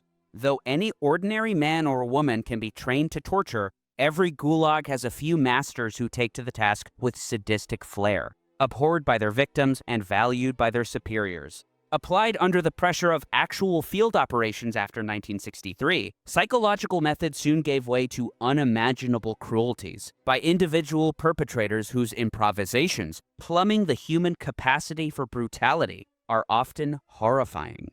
In September of 2003, a memo signed by Lieutenant General Ricardo Sanchez offered a list of interrogation techniques. Included are a number of clear measures aimed at interfering with a prisoner's sense of environment and self, including convincing the detainee that the interrogator has mistaken detainee for someone else, removing the detainee from the standard interrogation setting and placing him in a setting that may be less comfortable, dietary manipulation, changing the diet of a detainee, as well as environmental manipulation, altering the environment to create moderate discomfort, such as adjusting temperature or introducing an unpleasant smell. Of course, isolation, not to be used for interrogation purposes for longer than 30 days continuously. Sleep management, detainee provided minimum 4 hours of sleep per 24-hour period. Sensory deprivation, use of isolation and sleep management to disorient detainee and prolong capture shock. Yelling, loud music, and light control used to create fear, disorient detainee, and prolong capture shock. And another CIA routine, stress positions, use of physical postures, sitting, standing, kneeling, prone, etc. Following Sanchez's memo in October 2003, the Red Cross visited the prison at Abu Ghraib, and in their subsequent February 2004 report, Was there any reason given for Korean War vets who were suspected of being brainwashed? They weren't brainwashed. They just abandoned the U.S. Like, they just ideologically abandoned the U.S. That's it. Described seeing persons deprived of their liberty, presenting signs of concentration difficulties, memory problems, verbal expression and they went and difficulties, just lived in Korea as Korean citizens. That's it. incoherent speech, acute anxiety reactions, abnormal behavior, and suicidal tendencies. These symptoms appear to have been caused by the methods and duration of interrogation. One person held in isolation that the ICRC examined was unresponsive to verbal and painful stimuli. Just weeks after the Red Cross report, the New York Times obtained internal FBI emails from agents who had spent time at Guantanamo Bay. One of them gives a brief summary of what I observed at Gitmo. As we've seen, even DU and Cameron allowed for a break from isolation for patients to go to the bathroom. On a couple of occasions, I entered interview rooms to find a detainee chained hand and foot in a fetal position on the floor, with no chair, food, or water. Most times they had urinated or defecated on themselves, and had been left there for 18 to 24 hours or more. On another occasion, the AC had been turned off, making the temperature in the unventilated room probably well over 100 degrees. The detainee was almost unconscious on the floor, with a pile of hair next to him. He had apparently been literally pulling his own hair out throughout the night. James Yee, a former Army captain, gives haunting testimony from his time at Guantanamo Bay. The most traumatized detainees were kept in Delta Block. It was equipped like the others, but its occupants seemed to constitute a psychiatric ward rather than a prison block. The prisoners here were truly mentally disturbed. At any time, at least 20 prisoners were being kept in Delta Block. Detainees exhibited a wide range of strange behaviors. Many of them acted like children. I'd stop to talk to them, and they would respond to me in a childlike voice, talking complete nonsense. Many of them would loudly sing childish songs, repeating the song over and over. Some would stand on top of their steel bed frames and act out childishly. The prisoners here were allowed the privilege of paper and crayons. They'd lie on the floor or on their beds, drawing pictures. The nurses let them hang the pictures on their cage wall, and every cell was plastered in pastel drawings of animals, the guards, their cells, and mosques. A mental health expert later explained to me that an adult who takes on the attributes of a child is suffering from regressive behavior. It affects people who have been so traumatized by prolonged stress that they lose a sense of themselves and revert to the mindset of a child. Damn, that was pretty dark, chat. That was really, really fucking dark. I think I'm gonna duck out early today, chat. Late start, early finish. I need some time to myself to relax. You know, I'm dangerously close to burnout. I think leftist did it to me again. I gotta start thinking about, like, I gotta make some backup plans, because, like, very clearly the left in America is fucking cooked. It's rough. All right, I'm sending you over to Vio. Thanks everybody for all the support. You know, appreciate you. I'll see you soon.